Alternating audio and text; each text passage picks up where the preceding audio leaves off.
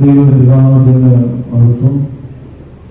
അനുഗ്രഹീത ഇടവകയുടെ വികാരിയെ കഴിയും ബഹുമാനപ്പെട്ട ഗീവർഗീസച്ചൻ, സ്നേഹം നിറഞ്ഞ സോജനച്ചൻ, കുടുംബ യൂണിറ്റിന്റെ ഭാരവാഹികൾ, പള്ളിയുടെ സെക്രട്ടറി, മാനേജിംഗ് കമ്മിറ്റി അംഗങ്ങൾ, ഭക്തസംഘടന ഭാരവാഹികൾ, കർത്താവിനാൽ സ്നേഹിക്കപ്പെട്ടവരെ, യേശുക്രിസ്തുവിന്റെ തുല്യമായ നാമത്തിൽ സ്നേഹവന്ദനം വന്ദനം അറിയിക്കുകയാണ്.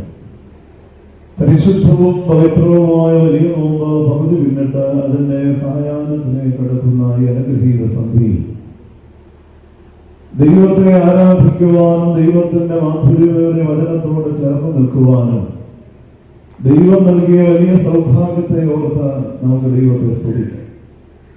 പരിശുദ്ധമായ നോമ്പിനെ കുറിച്ച് പിതാക്കന്മാർ പ്രാർത്ഥനയിലൂടെ നമ്മെ പഠിപ്പിക്കുന്നുണ്ട്. നേരോട് നോമ്പനുഷ്ഠിക്കുന്നവര് മാലാഖമാരുടെ പ്രഭയും സ്വർഗത്തിലേക്ക് കയറുവാനുള്ള ആത്മീയ ചിറകുകൾ ലഭിക്കും. യെശയ്യാ പ്രവാചകന്റെ പുസ്തകം 58:6 മുതലുള്ള ഭാഗങ്ങൾ അന്യായ ബന്ധനങ്ങളെ അഴിച്ച് പാവപ്പെട്ടവരെ സഹായിച്ച് വിശ്വസിക്കുന്നവന് അപ്പം കൊടുക്കുമ്പോൾ നമ്മുടെ നോമ്പ് ദൈവം സ്വീകരിക്കുന്നു.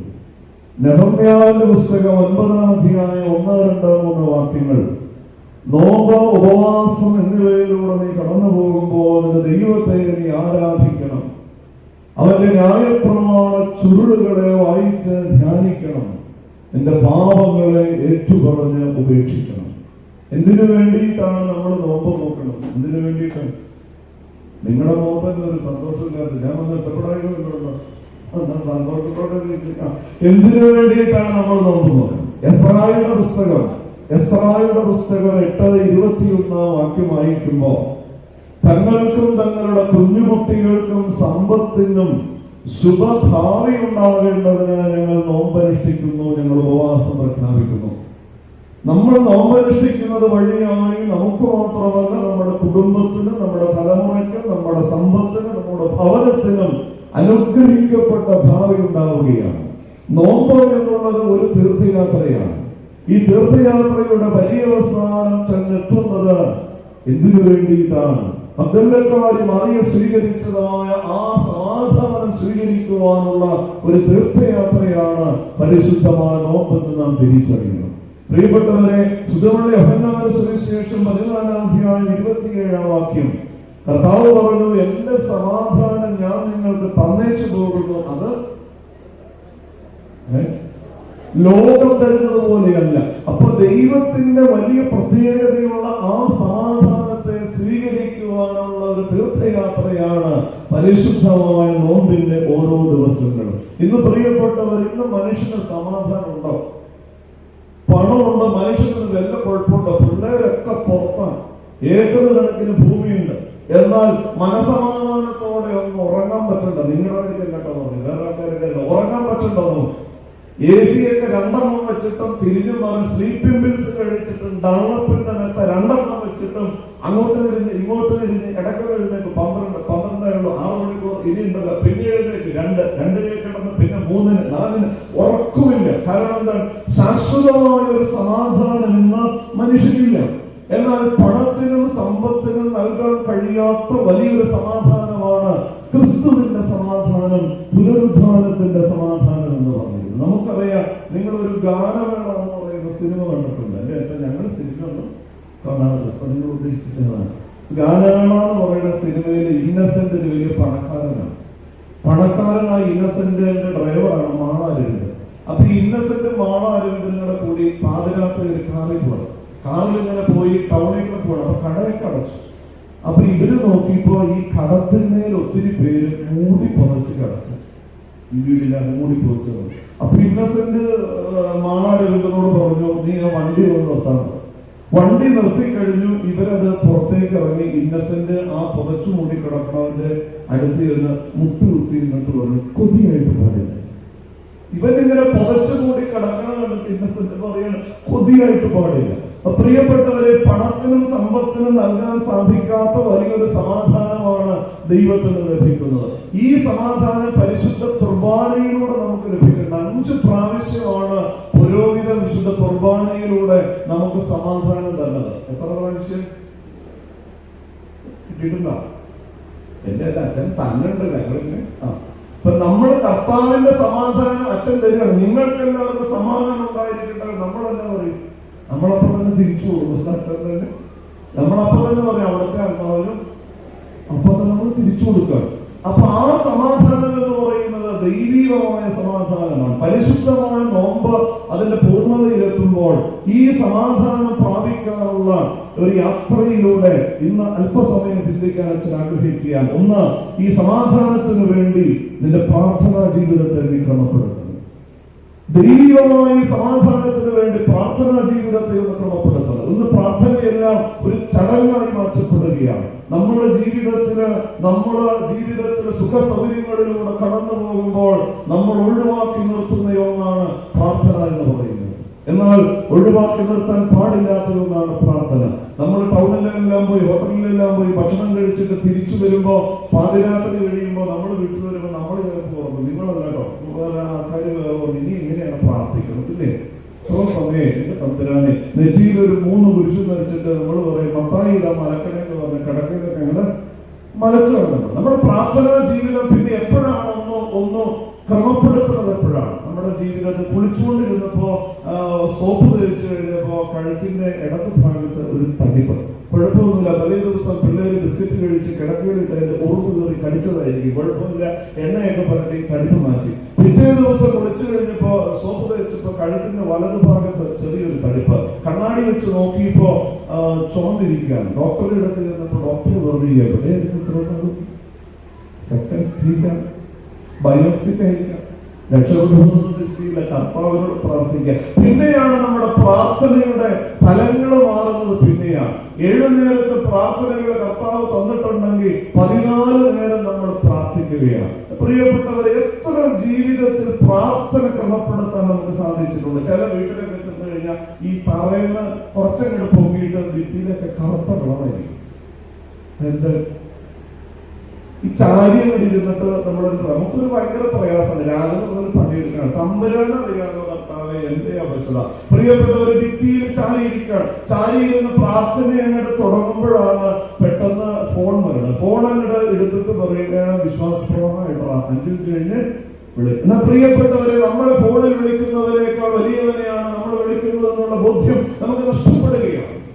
പിന്നെ എങ്ങനെയാണ് നമുക്ക് സമാധാനം ലഭിക്കുക?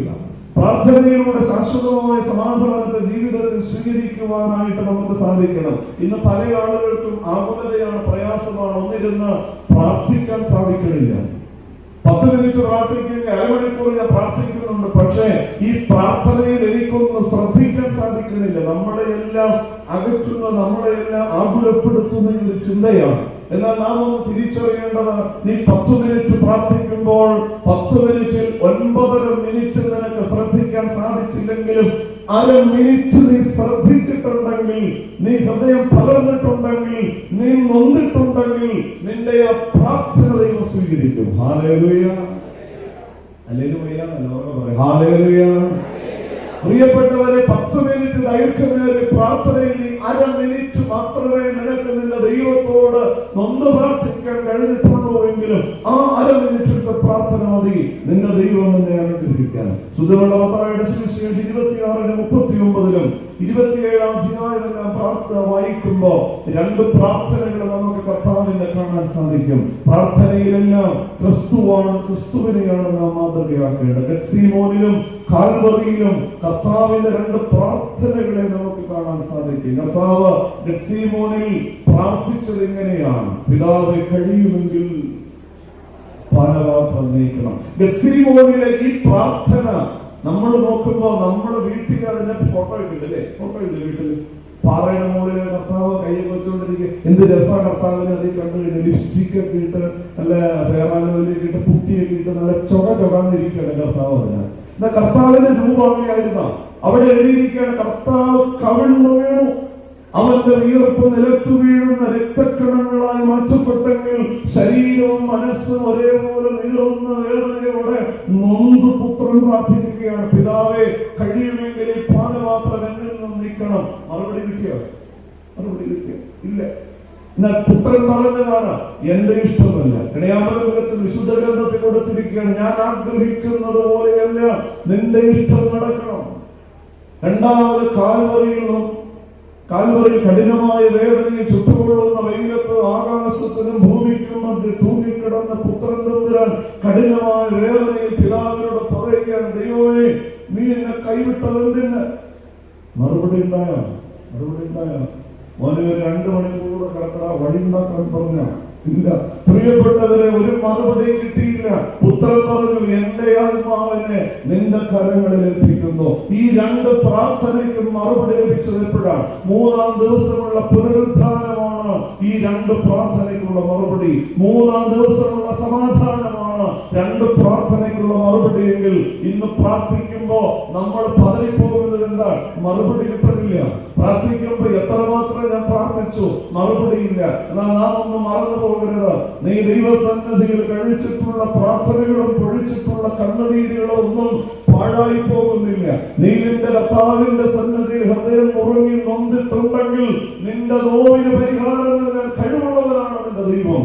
സങ്കീർത്തനം 58:6 എന്റെ കണ്ണുനീർ നിന്റെ തുരുത്തിയിൽ നീ ശേഖരിച്ചു വെച്ചിരിക്കുന്നുവല്ലോ. പ്രിയപ്പെട്ടവരെ, കാലതാമസം ഉണ്ടാകാം, എന്നാൽ അനുഗ്രഹം സുരക്ഷിതമാണ്. നിന്റെ പ്രാർത്ഥനയ്ക്ക്, നൊന്നുള്ള പ്രാർത്ഥനയ്ക്ക്, ഹൃദയം പകർന്നുള്ള പ്രാർത്ഥനയ്ക്ക് കാലതാമസം ഉണ്ടാകാം, മറുപടി നിശ്ചയമാണ്. രണ്ടാമതിവിടെ വിട്ടുകൊടുത്തുകൊണ്ടുള്ള പ്രാർത്ഥനയാണ്. ഗെത്സേമോനിൽ പുത്രൻ പറഞ്ഞു, എന്റെ ഇഷ്ടമല്ല, ഞാൻ ആഗ്രഹിക്കുന്നത് പോലെയല്ല. പിന്നെ എന്താണ്?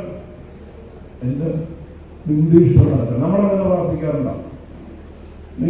നമ്മളിപ്പോ കൊച്ചിന് ഇന്റർവ്യൂ ആണ് നാളെ.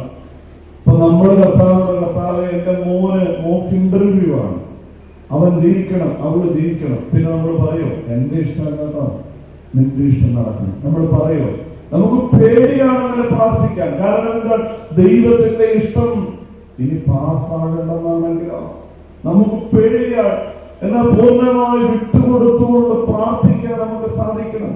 പുത്രൻ കാൽവരി കുരിശിന്മേൽ ദൈവത്തിന്റെ സന്നിധിയിൽ വിട്ടുകൊടുത്തുകൊണ്ട് പ്രാർത്ഥിച്ചു. മൂന്നാമത് മാനസികവും ശാരീരികവുമായ പുത്രന്റെ വേദന തന്റെ പിതാവിനെ സമർപ്പിക്കുന്ന യേശുവിനെ നമുക്ക് കാണാൻ സാധിക്കും. മാനസികമായി പിരിമുറുക്കം ഗെത്സേമോനിൽ പിതാവിന്റെ കരങ്ങളിൽ ഏൽപ്പിച്ച പുത്രൻ, ശാരീരികമായ വേദന കുരിശിൽ കിടന്നുകൊണ്ട് പിതാവിനെ ഏൽപ്പിച്ചതായ പുത്രൻ, നീ അനുഭവിക്കുന്ന മാനസികവും ശാരീരികവുമായ വേദനകൾ ദൈവത്തിന്റെ കരങ്ങളിലേക്ക് സമർപ്പിക്കാൻ നമുക്ക് സാധിക്കണം. പ്രാർത്ഥനയിലൂടെ സമാധാനത്തെ ജീവിതത്തിലേക്ക് പുനഃസ്ഥാപിക്കാൻ നമുക്ക് കഴിയണം. 2, വിശ്വാസത്തിലൂടെ ഈ സമാധാനത്തെ സ്വന്തമാക്കണം. ഒരു വിശ്വാസം നമുക്കുണ്ടാകണം.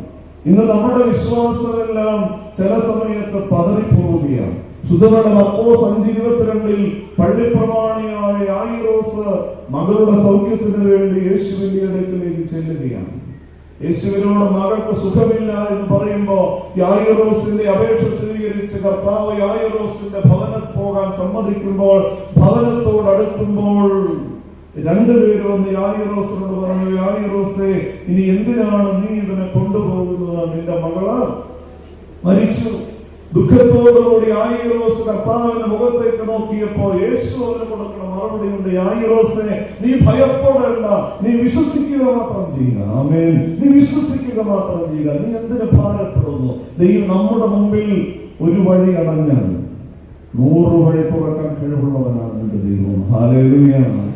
നീ നിന്റെ ജീവിതത്തിൽ ഏത് പ്രതികൂലങ്ങളിലൂടെ കടന്നുപോയാലും, പല വഴികൾ നിന്റെ മുമ്പിൽ അടഞ്ഞാലും അനേകം മറ്റു വഴികൾ തുറക്കാൻ കഴിവുള്ളവരാണ് നിന്റെ കർത്താവ്. ശുദ്ധമുള്ള യോഹന്നാൻ 2:1-11 വരെയുള്ള ഭാഗങ്ങളിൽ കാനാവിലെ കല്യാണ വീട് അവിടെ വീഞ്ഞു തീർന്നു പോയി. ആ വീട്ടിൽ യേശുവിനെ കല്യാണത്തിന് ക്ഷണിച്ചിരുന്നു. പരിശുദ്ധ അമ്മയും കർത്താവിന്റെ ശിഷ്യന്മാരും ആ ഭവനത്തിലുണ്ടായിരുന്നു. വീഞ്ഞു തീർന്നു പോയപ്പോ പരിശുദ്ധ മറിയം പുത്രന്റെ അടുക്കൽ ചെന്ന് പറഞ്ഞത് എന്താണ്? മകനെ, ഇവർക്ക് വീഞ്ഞില്ല. ഉടനെ പുത്രൻ മറുപടി കൊടുത്തു, സമയം ആയിട്ടില്ല.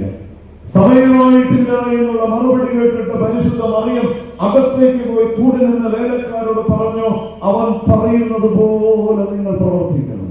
സമയമായിട്ടില്ല എങ്കിലും മറ്റൊരു വഴി അവിടെ തുറക്കാൻ കഴിവുള്ളവരാണ് തന്റെ മകനെന്നുള്ള ഉത്തമമായ വിശ്വാസമാണ് പരിശുദ്ധ അമ്മയെ കൊണ്ട് വേലക്കാരോട് അങ്ങനെ പറയാൻ പ്രേരിപ്പിച്ചതെങ്കിൽ അല്ലെങ്കിൽ നിന്റെ മുമ്പിൽ ഒരു വഴി അടഞ്ഞാൽ അനേക വഴികൾ തുറക്കാൻ കഴിവുള്ളവരാണ് നിന്റെ ദൈവം. ഏലിയാവിനെ കെരീത്ത് തോട്ടിനരികെ കൊണ്ട് നിർത്തിയിട്ട് പറഞ്ഞു, ഏലിയാവെ നീ തൽക്കാലം ഇവിടെ കിടക്ക, ഇഷ്ടം പോലെ വെള്ളമുണ്ട്. കെരീത്ത് തോട്ടിൽ നിന്ന് വെള്ളം കൊടുത്തു. അപ്പൊ ഏലിയാവ് ചോദിച്ചു, വെള്ളം കുടിച്ചാൽ മാത്രം മതി, എന്തെങ്കിലും തിന്നണ്ടേ കർത്താവ്? ഉടനെ ഏലിയാവിനോട് കർത്താവ് പറഞ്ഞു, മുകളിലേക്ക് നോക്കണം. മുകളിലേക്ക് നോക്കിയപ്പോ ഒരു കാക്ക അപ്പമൊക്കെ കടിച്ചു പിടിച്ചോണ്ട് വരികയാണ്. അപ്പം ഏലിയാവിന് കൊടുത്തു. ദിവസങ്ങൾ ഇങ്ങനെ കടന്നുപോയി. ഒരു ദിവസം ഏലിയാവ് വെള്ളം കുടിക്കാൻ എഴുന്നേറ്റപ്പോ വെള്ളത്തിന്റെ വരവ് നിന്നു. മുകളിലേക്ക് നോക്കിയപ്പോ ഭക്ഷണമെങ്കിലും കഴിക്കാമല്ലോ എന്ന് ഓർത്ത് നോക്കിയപ്പോ കാക്കയുടെ വരവ് നിന്നു. കാക്കയെയും കാണുന്നില്ല. ഏലിയാവ് പട്ടിണി കിടന്ന് മരിച്ചു പോയില്ല. മറിച്ച് ഏലിയാവിനെ കരുതാൻ വിധവയെ നിയോഗിച്ചൊരു ദൈവം അവരെന്നും ജീവിക്കുന്നവനാണ്.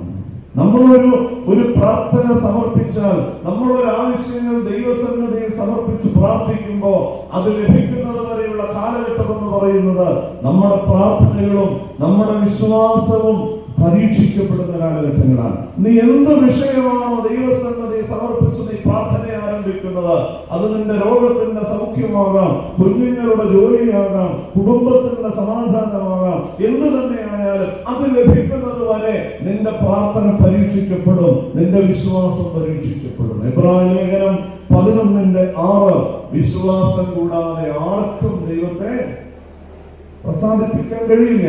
ദൈവത്തിന്റെ അടുക്കൽ വരുന്നവൻ ആദ്യം ചെയ്യേണ്ടത് ദൈവമുണ്ടെന്ന് വിശ്വസിക്കണം. ശ്രദ്ധയോടെ അവനെ അന്വേഷിച്ചാൽ പ്രതിഫലം നൽകുന്നവരാണ് ദൈവമെന്ന് വിശ്വസിക്കാൻ നമുക്ക് സാധിക്കണം. നമുക്ക് അത്തരത്തിലുള്ള വിശ്വാസം ഉണ്ടോ? കുറിഞ്ഞിപ്പള്ളിയിലേക്ക് സുവിശേഷത്തിന് മുമ്പ് വേദോസ്തോട് കുരിശിൽ മരിച്ചുകൊണ്ട് വീട്ടിൽ നിന്ന് പുറത്തേക്ക് ഇറങ്ങുമ്പോ അപ്പുറത്തെ വീട്ടിലെ പൂച്ച അപ്പുറത്തെ വീട്ടിലെ പട്ടീനെ കണ്ട് നമ്മുടെ കുറുകെ ചാടി. കഷ്ടകാലത്തിൽ ആ പൂച്ചയുടെ കളറുണ്ടായിരുന്നു. അപ്പൊ ഇവിടെ മറ്റൊന്നല്ലേ പൂച്ച വരെ നാണിച്ചു പോകണം. തെറി കിട്ടും നമ്മള്. ആ തെറി ആ പൂച്ച കേട്ടിട്ടുണ്ടെങ്കിൽ കല്ലിൽ തള്ളിയിടിച്ച് പൂച്ച അനുഭവത്തിക്കും. പള്ളിയിൽ നമ്മൾ കുർബാനയ്ക്ക് പോകുമ്പോ കഷ്ടകാലത്തിന് പിറകിൽ ആരെങ്കിലും വിളിച്ച, മനുഷ്യ നിങ്ങൾ പുറയെടുത്തില്ലോ, നശിച്ചോടെ പുറകിട്ട് വിളിച്ചു, ഒരു വഴിക്ക് പോകണമെന്ന് നീ കണ്ടില്ലേ? പള്ളിയിലേക്ക് സുവിശേഷത്തിന് പോകുമ്പോ അപ്പുറത്തെ വീട്ടിലെ ഏലിയാവ് ചേച്ചി വിറകുകെട്ടായിട്ട് വരും. ഇന്നലെ തൊട്ട് റബ്ബത്തോട്ടത്തിന് മുഴുവൻ നടന്ന് വിറക് കെട്ടിക്കൊണ്ട് ചുമന്ന് പാവപ്പെട്ട അമ്മച്ചി വിറകുകൾ വരുന്നുണ്ട്. ഈ തള്ളയുടെ ഒടുക്കത്തെ വിറക് ഇപ്പോഴാണ് കൊണ്ടുവരാൻ കണ്ടത്. ഒരു കത്തിയെങ്കിലും അവന് മൂട്ടിൽ വെച്ചത് വരാൻ കൊണ്ടുവരുന്ന ആയുധം കണ്ടിട്ട് ഇറങ്ങിയാൽ ശുഭമാണ്. വിറക് കണ്ടിട്ട് ഇറങ്ങിയാൽ പോകാൻ നമ്മുടെ വിശ്വാസം എങ്ങനെയാണ്? എന്നിട്ട് ദൈവത്തിന്റെ സന്നിധിയിൽ നമ്മൾ പ്രാർത്ഥിക്കാം. അബ്രഹാമിൻ ദൈവം, ഈസാക്കിൻ ദൈവം, യാക്കോബിൻ ദൈവമെന്നും കൂടെയുള്ള സീയോൻ യാത്രയതിൽ മനമേ ജീവിതത്തിൽ കൊണ്ട് പറയാൻ ക്ഷീണത്തിൽ നുണ പറയാൻ നമ്മളെ കഴിഞ്ഞിട്ട് വേറെ ആൾക്കാർ നമ്മളിതൊക്കെ പറയും. സിയോൻ യാത്രയിൽ എനിക്കൊരു കുറവില്ല, ജീവിതത്തിൽ ഒരു പ്രയാസം വരുമ്പോഴാണ് നമ്മുടെ വിശ്വാസ പ്രമാണം. നമ്മളെല്ലാ പ്രാർത്ഥനയിലും നമ്മൾ ചൊല്ലുന്ന ഒരു സാധനമാണ് വിശ്വാസ പ്രമാണം. വിശ്വാസ പ്രമാണം എന്ന് പറഞ്ഞാൽ പ്രാർത്ഥനയല്ല, അതൊരു പ്രഖ്യാപനമാണ്. ഇതൊരു പ്രഖ്യാപനമാണ്. അത് നമ്മൾ ചൊല്ലും. സർവശക്തിയുള്ള പിതാവായി ആകാശത്തിന്റെയും കാണപ്പെടുന്നവയും സകലത്തിന്റെയും സൃഷ്ടാവുമായ സത്യമുള്ള ഏകദൈവത്തിൽ വിശ്വസിക്കുന്നത് പറഞ്ഞ് നമ്മൾ നടക്കുമെന്ന് നടക്കാൻ പ്രിയപ്പെട്ട പൂർണ്ണമായ ഒരു വിശ്വാസം നമ്മുടെ ജീവിതത്തിൽ ഉണ്ടാകണം. പൂർണ്ണമായ ഒരു വിശ്വാസം. സുധമുള്ള ലോകോസ് 43 തന്നോട് അരുളി ചെയ്തത് നിവൃത്തിയാകുമെന്ന് വിശ്വസിച്ചവർ ഭാഗ്യവതി. ദൈവം തന്നോട് അരുളി ചെയ്തത് നിവൃത്തിയാകുമെന്ന് വിശ്വസിച്ചവർ ഭാഗ്യവതി. ദൈവം എന്തെല്ലാം കാര്യങ്ങളാണ് നമ്മോട് അരുളി ചെയ്യുന്നത്? പുറപ്പാട് പുസ്തകം 3:7-9 മിസ്രയീം ദേശത്ത് വെച്ച് നിന്റെ കണ്ണുനീര് ഞാൻ കണ്ടു, നിന്റെ നിലവിളി ഞാൻ കേട്ടു, നിന്റെ സങ്കടം ഞാൻ അറിഞ്ഞു. ഞാൻ നിന്റെ അടുക്കിലേക്ക് ഇറങ്ങി വന്ന് നിന്റെ സങ്കടത്തിന് നിവൃത്തി ഉണ്ടാക്കുമെന്ന് അരുളി ചെയ്ത കർത്താവ് നമ്മെ കാണുന്ന, നമ്മെ കേൾക്കുന്ന, നമ്മുടെ സങ്കടങ്ങൾ അറിയുന്ന, നിന്റെ അടുക്കിലേക്ക് ചേർന്ന് വന്ന് നിന്നെ ചേർത്ത് പിടിക്കുന്ന ദൈവം അവനെന്ന് മിസ്രയീം ദേശത്ത് ഇസ്രായേലിന്റെ മക്കളോട് അരുളി ചെയ്തിട്ട് അവിടെ ഫുൾ സ്റ്റോപ്പ് ഇട്ട് പോയിട്ടില്ല. ഇന്നും നമ്മെ കേൾക്കുന്ന, നമ്മെ കാണുന്ന, നിന്റെ നമ്പരങ്ങൾ അറിയുന്ന, നിന്റെ ഹൃദയ സ്പന്ദനങ്ങൾ അറിയുന്ന ഒരു ദൈവം നിന്നോട് കൂടെയുണ്ട്. ആ വിശ്വാസം നമുക്കുണ്ടാകണം. സങ്കീർത്തനം 40:1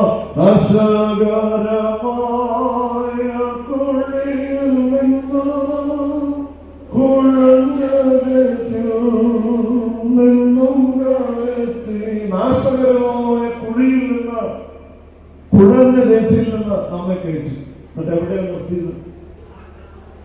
എവിടെയെങ്കിലും നിർത്തട്ടെ, നിർത്തിപ്പോയില്ലേ? പറഞ്ഞിട്ടുള്ള എവിടെ നിർത്തിയത്? എന്റെ കാലുകളെ പാറയിൽ നിർത്തി എന്റെ മനത്തെ സുസ്ഥിരമാക്കി. എന്റെ കാലുകളെ പാറയിൽ നിർത്തി. ഏതാണ് പാറ?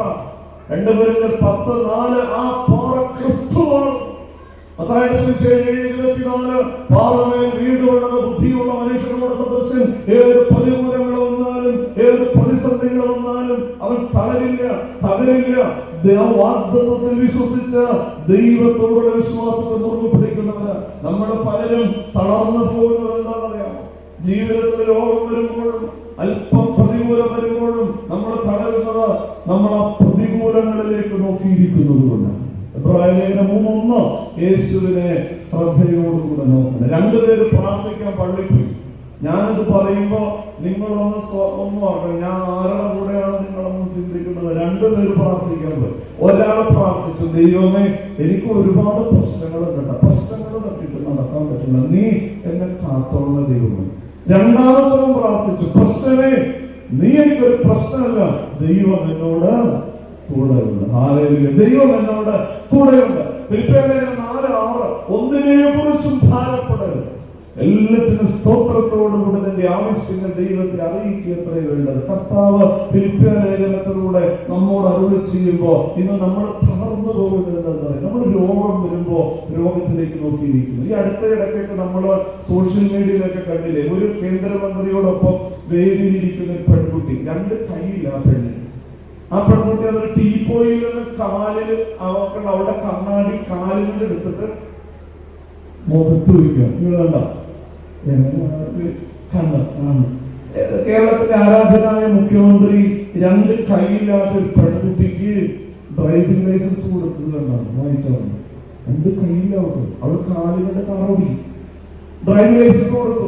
2 കൈയില്ലാത്തൊരു കുഞ്ഞ് കാലിന്റെ വിരലിന്റെ ഇടയിൽ പേന വെച്ചിട്ട് പടമരിക്കൽ മലപ്പുറത്തുള്ള ഒരു മുസ്ലിം വെച്ച് 2 കൈയില്ല, അവൻ പുഴ നീന്തി കിടക്കും. ഇവിടെ 2 കൈ 2 കാലുണ്ടായിട്ട് നമ്മൾ തന്നില്ലല്ലോ. പ്രിയപ്പെട്ടവർ, നമ്മളെ തളർന്നു പോകുന്നുണ്ടല്ലോ, നമ്മളെ പ്രതിസന്ധിയിലേക്ക് നോക്കിയിരിക്കുന്നത് കൊണ്ടാണ്.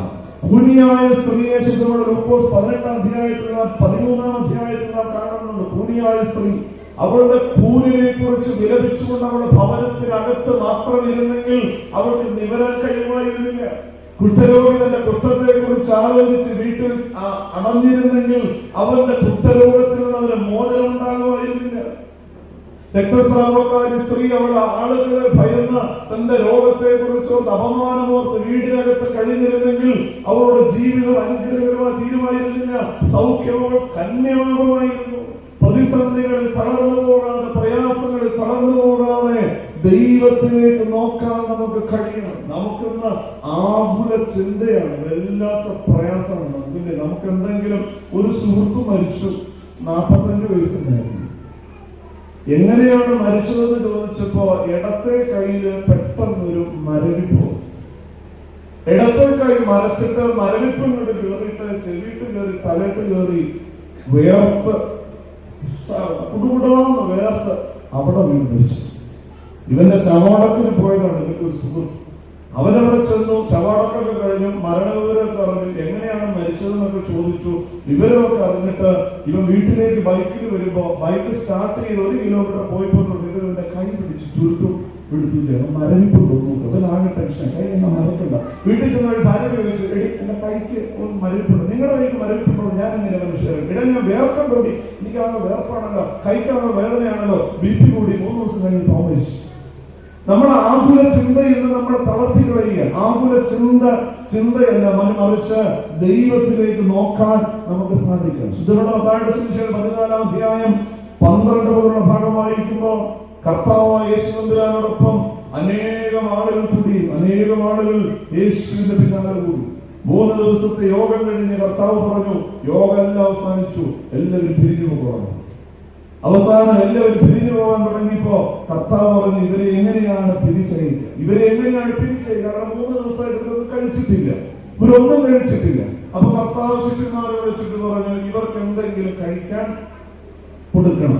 നിങ്ങളുടെ കയ്യിലുള്ളത് കൊടുക്കണം. നിങ്ങളുടെ കയ്യിലുള്ളത് കൊടുക്കണം. ഇവരെന്നെ പറഞ്ഞു, നിന്റെ കയ്യിലില്ലെങ്കിൽ പിന്നെ ഞങ്ങളുടെ കയ്യിലുള്ളത്. അപ്പൊ എല്ലാവരുടെ അടുത്തൊന്ന് നോക്കാൻ പറഞ്ഞപ്പോ എല്ലാവരും ഈ ആളുകളുടെ ഇടയിലേക്ക് ഓടി വരണം. നിന്റെ ഒരു കൊച്ചു ചെറുക്കന്റെ കയ്യിൽ ഒരു പൊതിയിരിക്കുക, ഒരു വലിയ പൊതി. അപ്പൊ അന്ത്രയോസ് ഇത് കണ്ടിട്ട് അന്ത്രയോസ് ചെന്നിട്ട് ആ ചെറുക്കനോട് പറഞ്ഞു, മോനെ ഇതെന്നോട് എന്റെ പൊന്നിയുടെ ആകെ 5 2 മീനുള്ളൂ, അമ്മ എനിക്ക് കഴിക്കാൻ തന്നെ. മോനെ കർത്താവ് ചോദിച്ചിട്ടാണ് ഇപ്പൊ തന്നെ. എന്റെ ഏട്ടാ കർത്താവ് ആര് ചോദിച്ചാലും എനിക്ക് പട്ടിണി കിടന്ന് കഴിക്കാൻ പറ്റില്ല. ആഗ്രഹം ചേട്ടൻ വെറുതെ ഇത് തട്ടി പറഞ്ഞോണ്ട് പോകല്. ഇവരെ കുറെ പറഞ്ഞു, ഇതിനാണ് മോനെ അന്ത്രയോസ് ഇങ്ങനെ പറഞ്ഞു അവസാനം വന്ന ചേട്ടൻ ഇഷ്ടം പോലെ ചെയ്യാൻ കൊടുത്തു. അന്ത്രയോസ് പൊതിയും അങ്ങോട്ട് ചെന്നിട്ട് കർത്താവിന് വീട്ടു കൊടുത്തു. കർത്താവ് ആകെ കിട്ടിയത് 5 പേര്. നമ്മൾ 12 13 പേരുണ്ട്. ഈ ചെറുക്കം കൊണ്ടുപോകാണ് അവന് എന്തെങ്കിലും കൊടുക്കണം. അപ്പൊ അവനോട് കൂടി 13 14 പേരുണ്ട്. ഇത് എങ്ങനെ തികയാനാണ്? അപ്പൊ കർത്താവ് ഇത് മേടിച്ചു പിടിച്ചു.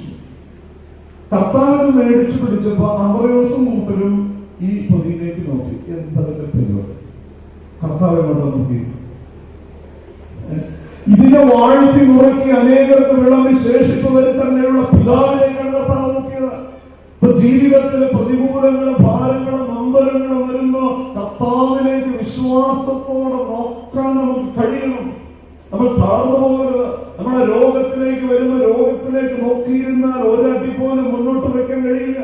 ഇന്ന് പ്രിയപ്പെട്ടവരെ, എത്രയാളുകൾ ക്യാൻസർ ബാധിച്ച് വൈദ്യശാസ്ത്രം ഉപേക്ഷിച്ച്, എത്രയാളുകൾ വർഷങ്ങൾക്ക് മുമ്പ് വൈദ്യശാസ്ത്രം കൈവിട്ട് അനേകം ആളുകൾ ഇന്ന് ആരോഗ്യത്തോട് ജീവിക്കുന്നത് അവർക്ക് ദൈവം കൊടുത്ത ആത്മബലമുണ്ട്.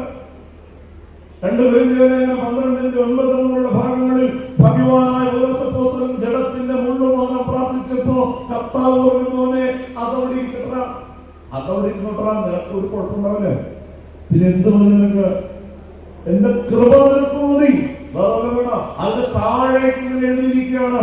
ഇത് എന്റെ ശക്തി നിന്റെ ബലഹീനതയിൽ എത്ര വെളിപ്പെടുന്നത്. ദൈവത്തിന്റെ കൃപ, ദൈവത്തിന്റെ ശക്തി വെളിപ്പെട്ടത് പൗലോസ്ലിഹായുടെ രോഗത്തിലാണെങ്കിൽ, നിന്റെ രോഗത്തിൽ നീ അനുഭവിക്കുന്ന വേദനയിൽ ദൈവത്തിന്റെ ശക്തി വ്യാപരിക്കും. നിന്റെ ബലഹീനതയിൽ ശക്തി നൽകുന്ന ദൈവത്തിന്റെ കൃപ. പൂർണ്ണമായി ദൈവത്തിൽ വിശ്വസിക്കണം.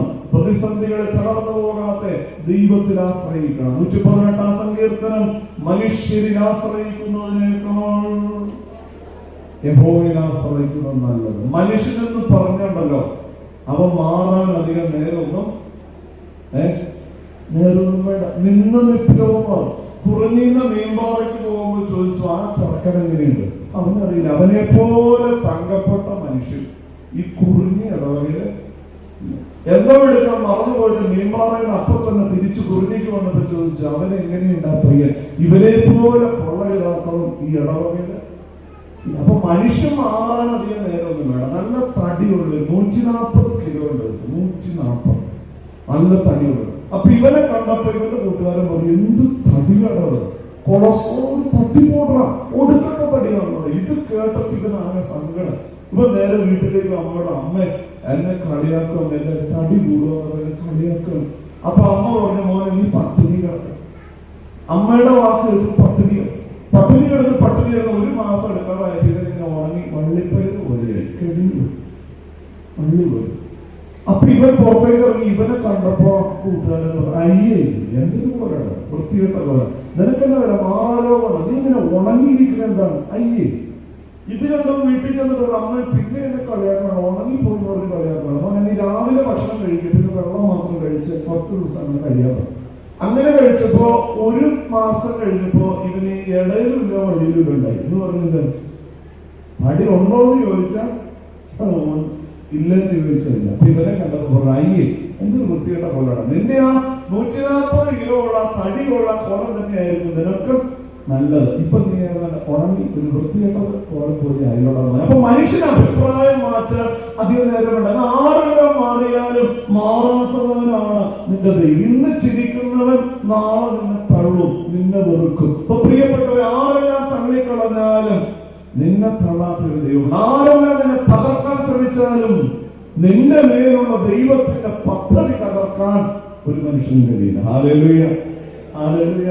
അതാണ് മനുഷ്യനെ ആശ്രയിക്കുന്നതിനേക്കാൾ ദൈവത്തിൽ ആശ്രയിക്കുന്നത്. പലരും നിന്നെ തള്ളാൻ നോക്കും, പലരും നിന്നെ തിരസ്കരിക്കാൻ നോക്കും, പലരും നിന്നെ അപമാനിക്കും. എന്നാൽ നീ തളർന്നു പോകരുത്. നിന്നെ കുറിച്ച് നിന്റെ ദൈവത്തിന് ഒരു പദ്ധതിയുണ്ട്. അത് തകർക്കാൻ മനുഷ്യന് കഴിയില്ല. യോസേഫിനെ സഹോദരങ്ങള് അസൂയ നിമിത്തം പീഡിപ്പിച്ചു. അവനെ പൊട്ടക്കണക്കിലിട്ട് വിറ്റുകളഞ്ഞു. യോസേഫിനെ അവനെ തള്ളിക്കളഞ്ഞു. എന്നാൽ പ്രിയപ്പെട്ടവർ, യോസേഫിന്റെ മേലുള്ള ദൈവത്തിന്റെ പദ്ധതി മിസ്രൈം ദേശത്തെ രണ്ടാമനായി തീരുക എന്നുള്ളതായിരുന്നെങ്കിൽ ആ പദ്ധതിയെ തകർക്കാൻ സഹോദരങ്ങൾക്ക് കഴിഞ്ഞില്ല. അപ്പൊ ദൈവത്തിന് നമ്മള് ജീവിതത്തിൽ പ്രതികൂലങ്ങൾ വരുമ്പോ, പ്രയാസങ്ങൾ വരുമ്പോ നമ്മൾ ദൈവത്തോട് ചോദിക്കും, നമ്മുടെ വിശ്വാസം നഷ്ടപ്പെട്ട് ചോദിക്കും, ദൈവമേ ഇതിങ്ങനെ വരാനായിട്ട് ഞാൻ എന്ത് തെറ്റാ ചെയ്തു? ഞാൻ എത്ര പ്രാർത്ഥിക്കേണ്ട ദൈവമേ, പരിശുദ്ധ കുർബാനയിൽ ഞാൻ പൊഴിക്കാത്ത, കണ്ണീര് പൊഴിക്കാത്ത ദിവസങ്ങളില്ലല്ലോ. എന്റെ ജീവിതത്തില്, എന്റെ കുടുംബത്തില്, എന്റെ മക്കളില് എന്താ ഈ പ്രയാസങ്ങളൊന്നും ഇട്ടുമാറും. നമ്മള് ദൈവത്തോട് അറിയാതെയെങ്കിലും നമ്മൾ ചോദിച്ചു പോകാറുണ്ട്. ശുദ്ധമുള്ള ലൂക്കോസ് 1:35 ഗബ്രിയേൽ ദൂതൻ മറിയത്തോട് പറഞ്ഞു, നീ ഗർഭം ധരിച്ച് ഒരു മകനെ പ്രസവിക്കുമെന്ന് പറഞ്ഞപ്പോ മറിയ എന്താ പറഞ്ഞു? പുരുഷനെ അറിയാകിയാൽ ഇതെങ്ങനെ സംഭവിക്കും? പുരുഷനെ അറിയാകിയാൽ ഇതെങ്ങനെ സംഭവിക്കും? ഉടനെ ദൂതൻ പറഞ്ഞത് എന്താണ്? അത്യുന്നതന്റെ ശക്തി നിന്റെ മേൽ വരും, ദൈവത്തിനൊന്നും അസാധ്യമല്ല. അപ്പൊ ജീവിതത്തിൽ നമുക്ക് ഭയവും പ്രയാസവും നിരാശയൊക്കെ തോന്നുമ്പോ ചങ്കത്ത് കയ്യങ്ങട് വെച്ചിട്ട് പറയണം, ഒന്ന് ഉറക്കെ പറയും, അത്യുന്നതന്റെ ശക്തി, അത്യുന്നതന്റെ ശക്തി എന്റെ മേൽ വരും, എന്റെ ദൈവത്തിനൊന്നും അസാധ്യമല്ല. വിശ്വാസത്തിന്റെ വാക്കുകളാണ് പ്രിയപ്പെട്ടവർ. അത് നമ്മുടെ ജീവിതത്തിൽ പ്രയാസങ്ങളിൽ ഏറ്റുചൊല്ലുമ്പോ ദൈവത്തിന്റെ വലിയൊരു സാന്നിധ്യം അനുഭവിക്കാൻ നമുക്ക് സാധിക്കും. സങ്കീർത്തനം 42:1 മാൻ നീർത്തോടിലേക്ക് ചെല്ലാൻ കാക്ഷിക്കുന്നത് പോലെ ദൈവമേ എന്റെ ആത്മാവ് നിന്നിലേക്ക് ചേരാൻ ആഗ്രഹിക്കുന്നു. ഈ മാനിന് ദൈവം കൊടുത്തൊരു പ്രത്യേകത എന്താണെന്നറിയോ? ഓടാനുള്ള വെള്ളം. മാൻ എന്ത് സ്പീഡിനാണ് ഓടുന്നത്? മാനിങ്ങനെ ഓടുമ്പോ മാനിന്റെ കാലിന്റെ കുളം പകരുമ്പോ മാനിന് ഭയങ്കര വേദനയായിരിക്കും. അപ്പൊ മാൻ ആഗ്രഹിക്കുന്നത് ഒരു നീർത്തോടോ ഒരു കട്ടരിയാണ്. ഈ നീർത്തോടിലേക്കോ ജലാശയത്തിലേക്കോ ഉള്ള ചലനങ്ങൾ ഇറങ്ങുമ്പോ ഈ മാൻ അനുഭവിച്ചുകൊണ്ടിരുന്ന ആ കുളം പകരുന്നതിന്റെ വേദന അവനിൽ നിന്ന് വിട്ടുമാറുകയാണ്. നമ്മുടെ ജീവിതത്തിൽ നമ്മൾ അനുഭവിക്കുന്ന നിരാശയ്ക്കും വേദനയ്ക്കും ഭാരങ്ങൾക്കും നിനക്കൊരു അത്താണിയാണ് ദൈവം. അത്താണി എന്ന് വെച്ചാൽ നമ്മുടെ അത്താണിയാണ് അല്ലേ? അത്താണി പഴയ കാരണവന്മാർക്കറിയാം. ഒരു കരികലൂടെ ഒരു കരികൽ കുറേ എന്തിനാണ്? നമ്മളിങ്ങനെ ചാക്കുകെട്ടൊക്കെ ചുമന്നുകൊണ്ട് വരുമ്പോ ഭയങ്കര നടുവേദനയൊക്കെ എടുക്കുമ്പോ ഈ ചാക്കുകെട്ട് നേരെ അങ്ങോട്ട് വെച്ചിട്ട് ഒരു കട്ടൻ ചായയൊക്കെ കുടിച്ച് ഒന്ന് റെസ്റ്റ് എടുക്കാൻ വേണ്ടി, ഒന്ന് വിശ്രമിക്കാൻ വേണ്ടിയുള്ള സ്ഥലം. നമുക്ക് അത്താണിയാണ് ദൈവം. അതായത് 11:28 അധ്വാനിക്കുന്നവരും ഭാരം വഹിക്കുന്നവരും നിങ്ങൾ എന്റെ അടുത്ത് വരും, ഞാൻ നിങ്ങളെ ആശ്വസിപ്പിക്കും. യെശയ്യാപ്രവാചകന്റെ ദിവസം 44:2-3 ദാഹിച്ചിരിക്കുന്നിടത്ത് ഞാൻ വെള്ളവും വരണ്ട സ്ഥലത്ത് നീരൊഴുക്കും ഉണ്ടാക്കുമെന്ന് ദൈവം ആരംഭിച്ചു. കർത്താവ് പറയാൻ, നീ രോഗമുണ്ടോ? നിനക്ക് ഇങ്ങോട്ട് തന്നേര്. കടബാധ്യതയാണോ? ഇങ്ങോട്ട് തന്നേര്. പള്ളിയിൽ ചെല്ലുമ്പോ നമ്മൾ രോഗിയായിട്ട് ചെല്ലണവരുണ്ട് ഇല്ലേ? കുടുംബത്തിന്റെ വേദനകളിൽ ഭാരപ്പെട്ട് ചെല്ലണവരുണ്ട്. കുഞ്ഞുങ്ങൾക്ക് ജോലിക്ക് വേണ്ടി ചെല്ലണവരുണ്ട്. രോഗത്തിന്റെ സൗഖ്യത്തിന് വേണ്ടി ചെല്ലണവരുണ്ട്. അപ്പൊ ചെന്ന് പ്രാർത്ഥിക്കുമ്പോ കർത്താവ് നമ്മോട് പറയണ്ടേ, മോനെ നീ രോഗിയില്ലേ, നമ്മൾ കൊടുക്കോ? നമ്മൾ കൊടുക്കില്ല. നമ്മൾ അതായിട്ട് തിരിച്ചു പോകുകയാണ്. ഒരു പുറകിന്ന് തിരുവാണിക്ക് പോകാനായിട്ട് വലിയ ചാക്കിലൊക്കെ ആയിട്ട് പള്ളിയുടെ നാട് നിൽക്കണം. വലിയ ഒരു 10 തേങ്ങയുണ്ട്, 10-20 തേങ്ങയുണ്ട്, കുറച്ച് കുറെ അടക്കൊക്കെ ഉണ്ട് ചാക്കിനകത്ത്. ഞാൻ ഇന്നപ്പോഴാണ് അറിയാവുന്ന കൂട്ടുകാരൻ പെട്ടി ഓട്ടോറിക്ഷയിൽ വന്നിട്ട് ചോദിച്ചു, എവിടെ കൂടെ വരും? ഞാനൊന്ന് തിരുവാണി വരുമ്പോ ഇതാ ചന്ദ്ര കൊണ്ടൊന്ന് കൊടുത്തിട്ട് എന്തെങ്കിലും തുറന്ന് മേടിക്കാൻ. എന്നാൽ നീ ഓട്ടോറിക്ഷയിലേക്ക് കയറിക്കോളാൻ പോകും. ഇവൻ ചാടി ഓട്ടോറിക്ഷയുടെ പുറകിലേക്ക് കയറി. താഴെ നിരത്തി നടുക്കുരിശി വളരെത്തിപ്പോ ഓട്ടോറിക്ഷ ഓടിച്ചവൻ കണ്ണാടിയുടെ പതുക്കുന്ന പുറകിലേക്ക് നോക്കിയപ്പോ ഈ പുറകിൽ ചാക്കുകെട്ട് പിടിച്ചുകൊണ്ടിരുന്നവൻ തലയിൽ ചാക്കുകെട്ട് പിടിച്ചുകൊണ്ട് ഓട്ടോറിക്ഷയുടെ വെള്ളിരിക്കുക. അപ്പൊ വളരെ വെല്ലുവിളിക്കുന്നതിന് മുമ്പ് അവിടെ നിർത്തിയിട്ട് തിരിഞ്ഞു നിന്നിട്ട് ചോദിച്ചു, ഇറങ്ങിയിട്ട് ചോദിച്ചു, എന്തുകൂടെ ഇത്ര സ്ഥലം വണ്ടിക്കകത്ത് വന്നിട്ട് നീ ചാക്കുകെട്ട് എന്തിനാണ് തലയിൽ ചുമക്കണം ചോദിച്ചു. എന്നെയും കൂടെ നീ ചുമക്കണം, ഈ ചാക്കുകെട്ടോടെ വെറുതെ എന്തിനാണ് നിന്നെ കൊണ്ട് വലിപ്പിക്കണമെന്ന് ഓർത്താണ് ഞാനിത് തലയിൽ തന്നെ വെച്ചത്. പ്രിയപ്പെട്ടവർ, നമുക്കൊരു അത്താണിയ ദൈവമുണ്ട്. നമ്മളത് കൊടുക്കാൻ നമുക്ക് മനസ്സുണ്ടാവും. 1 പത്രോസ് 5:8 അവൻ നിങ്ങളെ കുറിച്ച്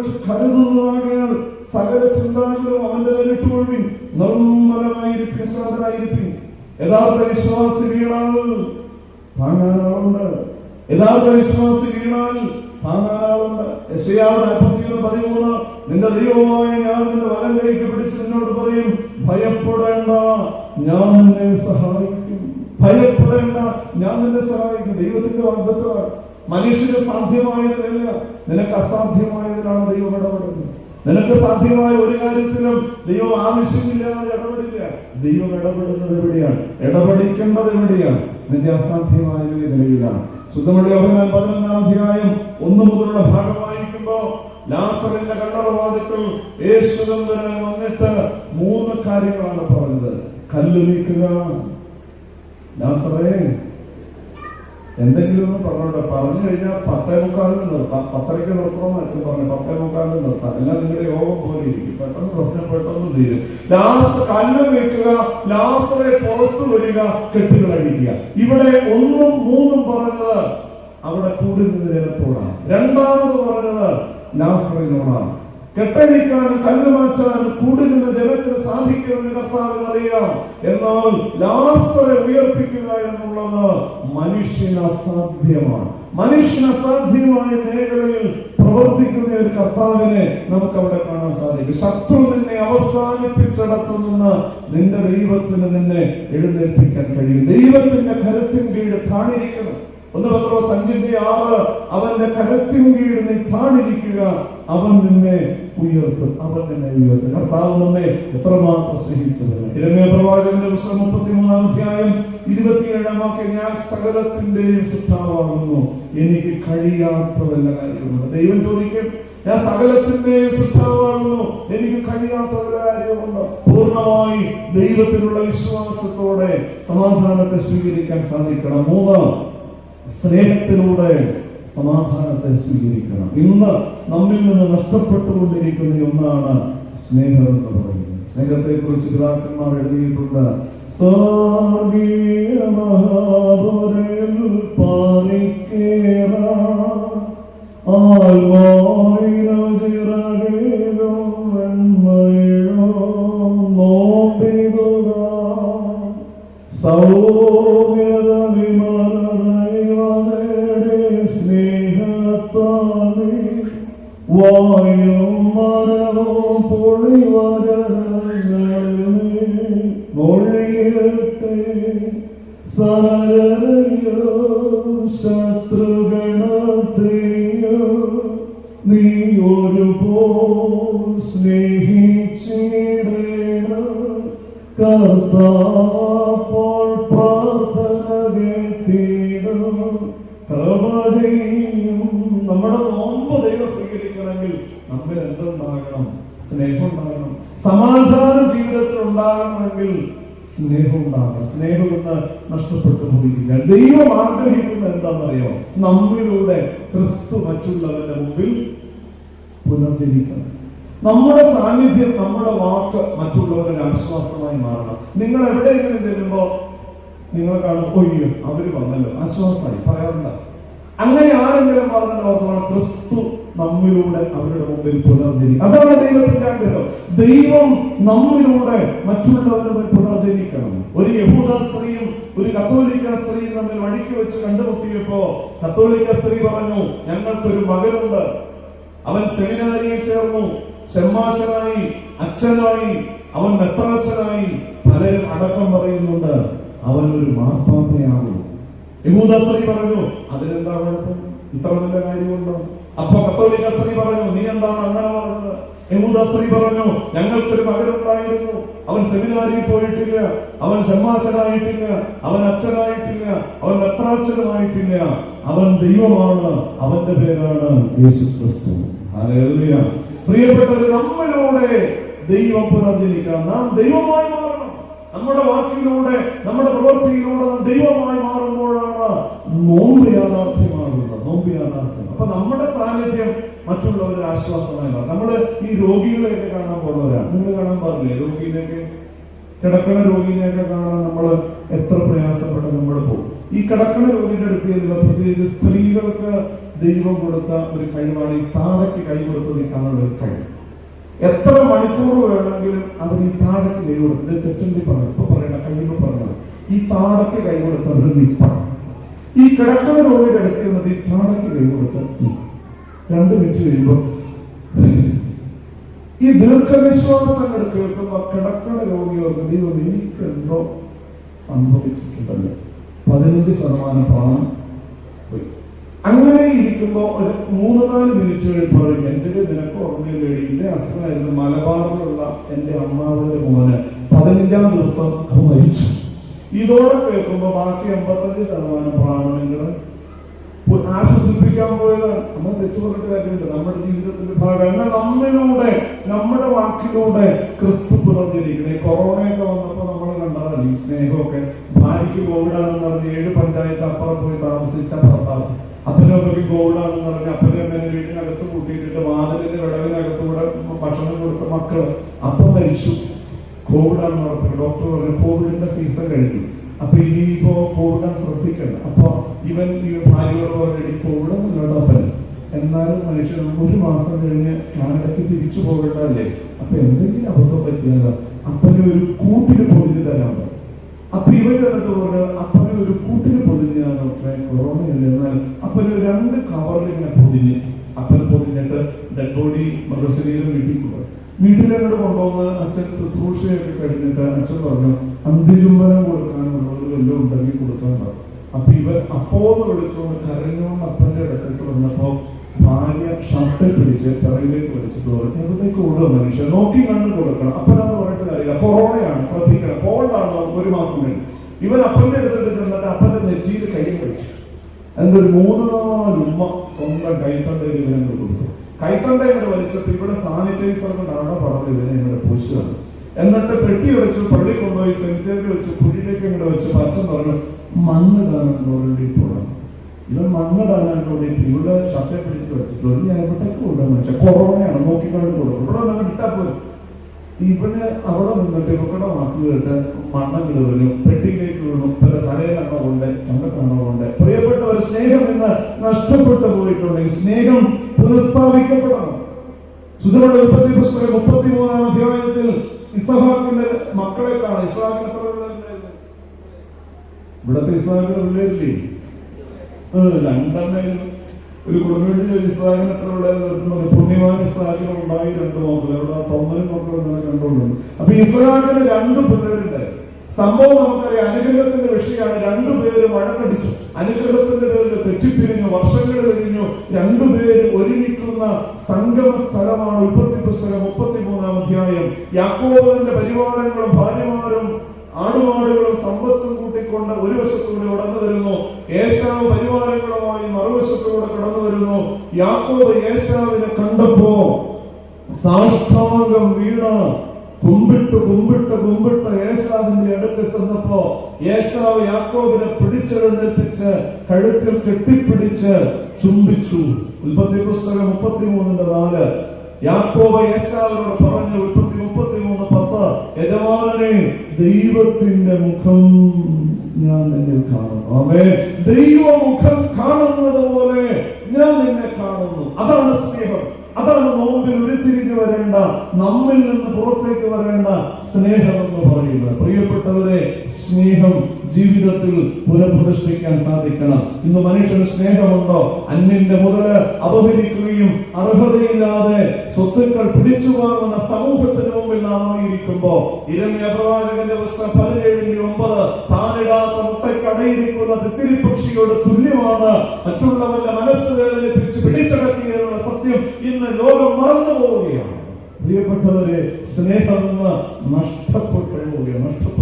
കുടുംബബന്ധത്തിൽ സ്നേഹത്തിന് പ്രസക്തി ഉണ്ടോ? ഇന്ന് കുടുംബം എന്ന വാക്കിന്റെ അർത്ഥം കൂടുമ്പോൾ ഭൂകമ്പമായി മാറിക്കൊണ്ടിരിക്കുക. പലകുടുംബം വിവാഹത്തിലൂടെ കുടുംബത്തെ സ്ഥാപിച്ചു. വിവാഹം എന്ന വാക്കിന്റെ അർത്ഥത്തിൽ ഇനിയിപ്പോ അർത്ഥം പറഞ്ഞിട്ട് എന്നാച്ചാൽ വരാനുള്ളത് വഴി തന്നെ വിശുദ്ധമായതിനെ വഹിക്കുക എന്നാണ് വിവാഹം എന്ന വാക്കിന്റെ അർത്ഥം. വിവാഹ കൂദാശയിലൂടെ കുടുംബത്തെ സ്ഥാപിച്ച് ആ കുടുംബത്തിൽ സ്നേഹിക്കാൻ സാധിക്കുന്നുണ്ടോ? ഇന്ന് കുടുംബ ബന്ധം തകരാനുള്ള കാരണം എന്ന് പറയുന്നത് മറക്കാനുള്ള